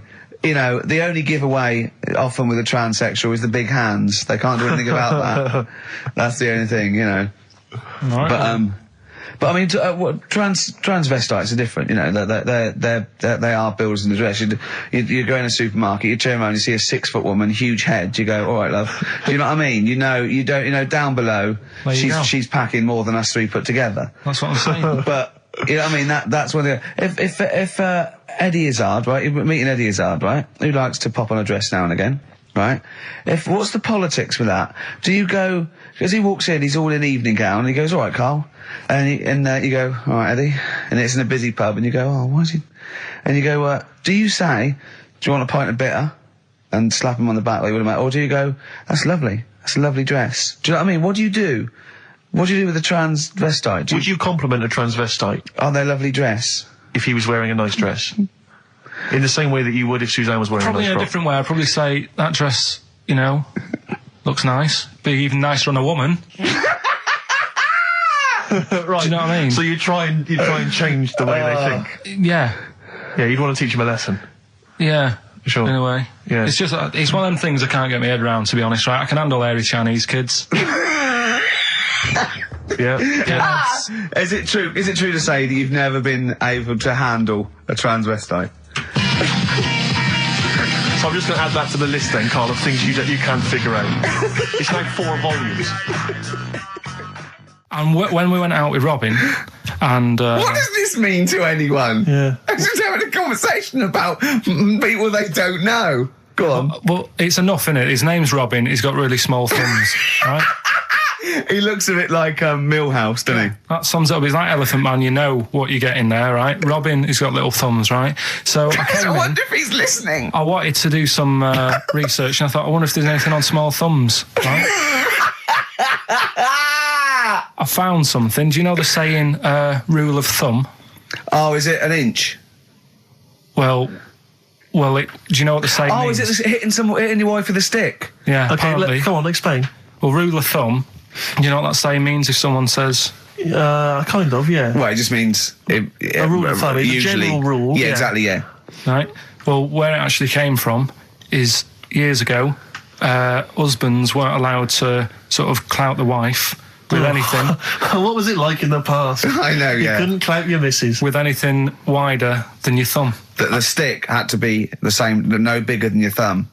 Oh, no, So I was a bit- thinking so a big Robin bloke- could do no damage if he went out with anyone. Yeah, although his is wide, he's got a little thumb like a little knob, isn't it? It's like it's truncated, because it starts off normal. It looks like he's had his big toes put on his hands. Does he have to drink a pint with 2 hands? Yeah. And he's dropping stuff all the time. Can I just go back to the rule of thumb thing, though? The idea, what day was this? I'm not asking Karl, I'm looking at Ricky, because you're not going to have any idea, Karl. It's just going to be the past. Yeah. But I like the idea that... I think it's the same sort of day where, I don't know, you got hung for being homosexual and you could shoot I a just love Welshman. the idea that there's blokes beating their wives with shovels, logs of wood, and someone's gone, hang on a minute, everyone, Hold on, this is wait crazy. a minute. Let's have a look at your thumbs. What can we do? Wait a minute. We've got to have some kind of rule here. I'm all for beating your wife, but let's have some kind of rule. Let's give him a sporting chance, surely. He goes, well, I'll tell you what about you can hit her with the width of your thumb? And the wife goes, make it the width of his knob. I go, no. He slaps her again. Yeah. Width of your thumb. All right. Better? Yeah. Oh, It's dear. like the two of you are just, you are like children. You're infants. Your mentality is ludicrous. And you're embarrassing us in front of our special guests. Oh, yeah. I can't believe it. Now, of course, last week we've some had tattoo here. We've had a number of letters, Rick. I'm just reading them now. Saying, last week, loved your interview with Chris Martin from Coldplay. Yeah. Genius. Another one here. Great insight into the man who wrote Yellow and Clocks. Yeah. Fascinating. Steve Merchant's interview with Chris Martin was amazing. He showed his own TV show. Yeah. Just some of the letters we've received, Rick. So this week, we're very lucky to have with us Russian pop act Tattoo. Round of applause for them. Hello. Lovely to have them here. Tattoo. Now then, of course, there's been much controversy that your kind of lesbian shtick is just something to try and whip up some press attention. We are proper lesbians. We love fanny more than cock. Okay, brilliant. And Tattoo, lovely to have you here. Thanks for coming. Yeah. Now then, you've got some live gigs, I understand, planned. Yeah. Duh. Okay. I can't help but notice that you sound, dare I say it, Tattoo, you don't sound so much Russian as German. No, we cannot do the accent properly. Okay. And Tattoo, it's a joy to have you here. Thanks for coming down. And finally, your lesbians would, for instance, either myself or Karl be able to convert you from your lesbian ways? We like the muff so much that the knob is no good for us. All right, well, thanks very much, Tattoo. Yeah, thanks, Tattoo. Thanks very much. Cheers. Extraordinary. Next week, share. Brilliant. So if you've got any guests, special guests you love us to interview, then let us know. Ricky.Gervais at XFM.co.uk. Look at Carl's face. And we'll try and get there. Oh, Oh dear, play a record, Karl. Rockbusters answers next. I was going to say, well, do you want to do that? No, let's do it next. After the Just record. was going to say something. What are you going to say? About gays and that. What? In a bit. What were you going to say? Oh, we'll look forward to that. Martina Topley Bird. Need one on XFM 104.9. Right, there goes the girls from Tattoo. See you later. Well Thanks, done. girls. Cheers. A couple of listeners Karl, what were you saying before we cut you off? Yeah, it's just like, you know, you had the girls in and that, and it reminded me, I was talking to Steve in a week. Yeah. I think it's, when people were talking about going to Stringfellas and that, Yeah. I was talking about seeing naked people. Yes, I asked him, I said, when he used to watch, say, he accidentally flipped onto BBC Two and some ballet was on, would his eye ever been drawn to maybe the gentleman's lower regions rather than the ladies? The gentleman's package. Yeah, would your eyes ever be accidentally drawn to that and you couldn't resist it? And you said yes. Yeah, because, right, and I don't think I'm, Oh dear. Well, go on, I mean, fair enough. no, right. I'm always looking at the beautiful ladies, but fair enough. Yeah, No, go on. but, right, Have you ever looked at Wayne Sleep's testicles? I went out. Have you ever looked at Wayne Sleep's penis and testicles? I went out on a night out, right? And it was it got to some point in the night where two women and two fellas got on stage. Right. Right? Started stripping off. Yes. Yeah. Just what, members of the audience? No, I think they were, like, part of the act. Right? Right. And, What was this, panto? the fellas had, like, their undies on, and the girls just had their knickers on. Yeah. Right? And, Sounds pretty erotic at the moment. Go on. and at the same time, they all whipped their pants off. Yes. Right? It was Now- Bucks Fizz, wasn't it? The adult show. Now, I said to Steve, at that point, Sorry, I wasn't there. He said it's to be later. yeah. I said, well, you have a quick glance at the fellas. And then the annoying thing was, I thought, right, now I'll have a look at the women, and it was too late. They put the knickers on.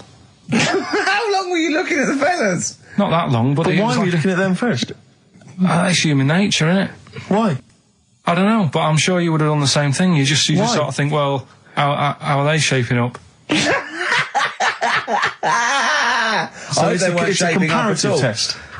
So who had the biggest knob? Which one of the blokes had the biggest knob? No, it's like, normal.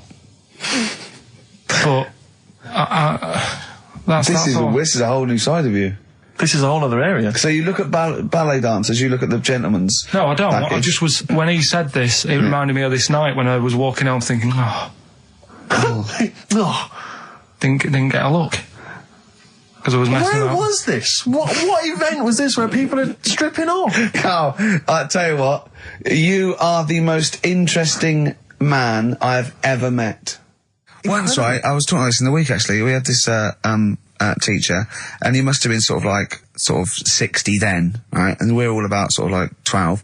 We had to do French. You had to put your thing on the booth, and it was I told you this, haven't I? Le chat est and all that, right? And What does that mean? répété, cats on the wall, right? He'd repeat it in French, and of course everyone was going F. C, just for fun, and he heard this, and he listened back to all of them, and he realised they're good, and he went mental. He went, I don't believe this. Do you know how much these cost? He was going mad, and he was going red and bursting like Karl was earlier, and it was like, I can't stand this anymore. Anyway, he picked up an exercise book. He said, look at this exercise book. Look. And, I won't say the kid's name. He went, so and so. Look. Oh, look. He's put. And I'll change his name. Smithers. He went, oh look, he's put Smithers his shit. Oh, he goes, he's got Clever on this side. He's put Smithers in the Lambert shit. That's good, right? And he went berserk. He went, oh look, he's drawn a picture of a penis with wings, and he's written underneath Dicky Bird. He went, is that clever? He went, do you want me to put a piece of paper up so you can come and write swear words and draw ladies' genitals all day? And I went, like that laughed. He went, I'm glad you think it's funny, Mr. Gervais. And he stormed out. Oh, God. Yeah. And did he ever come back? No, but we put the bit of paper up for him and said, look what we've done, you sir. That's a fanny. Yeah. There's some knobs. Yeah. Was it biology? No, it was French. Oh, French, of course. Can I ask, why the hell did you go to Hastings? It's so arbitrary. What do you mean? Why go to Hastings? And you lost him on arbitrary. Why did you choose that above all other places within? It's amazing, isn't it? You look at his face when you say a word that, you know, he doesn't understand, and it just goes dead. It's like when your computer freezes. Yeah, it is like that. Yeah. Is there an equivalent to Control Alt Delete when Karl just doesn't understand? So we have to press like knob, bollock, finger up arse. It takes him out of his sort of stupid, doesn't it? Now that's 3 things to press, but you've only got 2 hands, so. Wow. Yeah, I know. God, what would I do? I'd have, hold on, so I could have the thumb of my right hand, pop that up his arse. I'd have probably my index finger of my left hand on his knob. How would I press his testicles? What would I use? I'd have to use some other part. Shall we try it? Yeah, let's go around there. Messing about. Look, come on. What? Sit I just think it's time you had a little kiss. Sit down. No, you've done so well. I've already had a little. What happened, Karl? He loves it. I'm just going to give you a little kiss. Just for the webcam. Right, hurry up then. All right, on the lips. No, not on. Oh, come on. Oh, God. I love it because he hates it so much. You won't get that radio on. There's a lot of people just coming up behind there, though. Graham Norton. He's just approaching from behind. Oh, that's the sort of stuff. It's sort of like we've done satire, we've done innuendo. I mean, he's the king of the double entendre. Well, he's the king of the single entendre, but we can double it up if you want. If anyone... 104.9, this is the sort of things we're available. Go on. I'm loving this. This is going to be good. I'm loving what's coming next. What? If any of the producers of Carry On London are listening and they need some new talent to write some smutty innuendo, I think we're your men. Yeah. Anyway. Karl, you better press the knob, right, to start the record. Spunk. What would you do about single-sex marriages? Same-sex marriages? See, this has got this Cameron. I thought Cameron had blown it on Big Brother because they said, you know, what do you think about gay fellas getting married? And he went, no, in the Bible it says, you know, a man and a woman. And I thought, oh, he's put off a lot of... Yeah. I don't think many Christians tune into Big Brother, but we know the gays love it. Yeah. They love Big Brother, don't they, the gays? Yeah, so interesting. But what would your take be on that, same-sex marriages? And then what, having a kid? Well, just let's start off with, you know... That's all right, isn't it? Do you know what I mean? Just let them get on with it, if it's not affecting anyone else. Sure, yeah. Sure. Right? But it starts getting tricky. Right. When you get a kid. Okay. Go on, why? Well, it's just tricky, innit? Do you know what I mean? Well, yeah, you could be right. I'm not giving any... I mean, you know, we're not... There's no right or wrong answer. It's all right if you were if you lived in the jungle, right, with no one else, right, and you just had these 2 fellas, right, looking after you, but because you got no one else looking in on that saying, oh, you're a bit weird, aren't you? Do you know what I mean? But as soon as you come why have they got married? Do you think the gay people turned to a bloke because they couldn't get a woman? If there's 2 fellas go away and they're in the jungle, they go, we're definitely not going to find a woman here. We might as well bum. That's not how homosexuality starts. People don't... It makes you wonder. No, it does make you wonder. Gays don't go, well, I'll tell you what, I haven't seen a woman I fancy yet. I'll try a bit of knob. No. But what I'm saying is, right, if you're brought up in like a little jungle, right? Yeah. How are you brought up? Someone just puts you there. I don't know what this is about. Steve, I can't be bothered running the country. I'm fascinated. I can't be bothered running the country.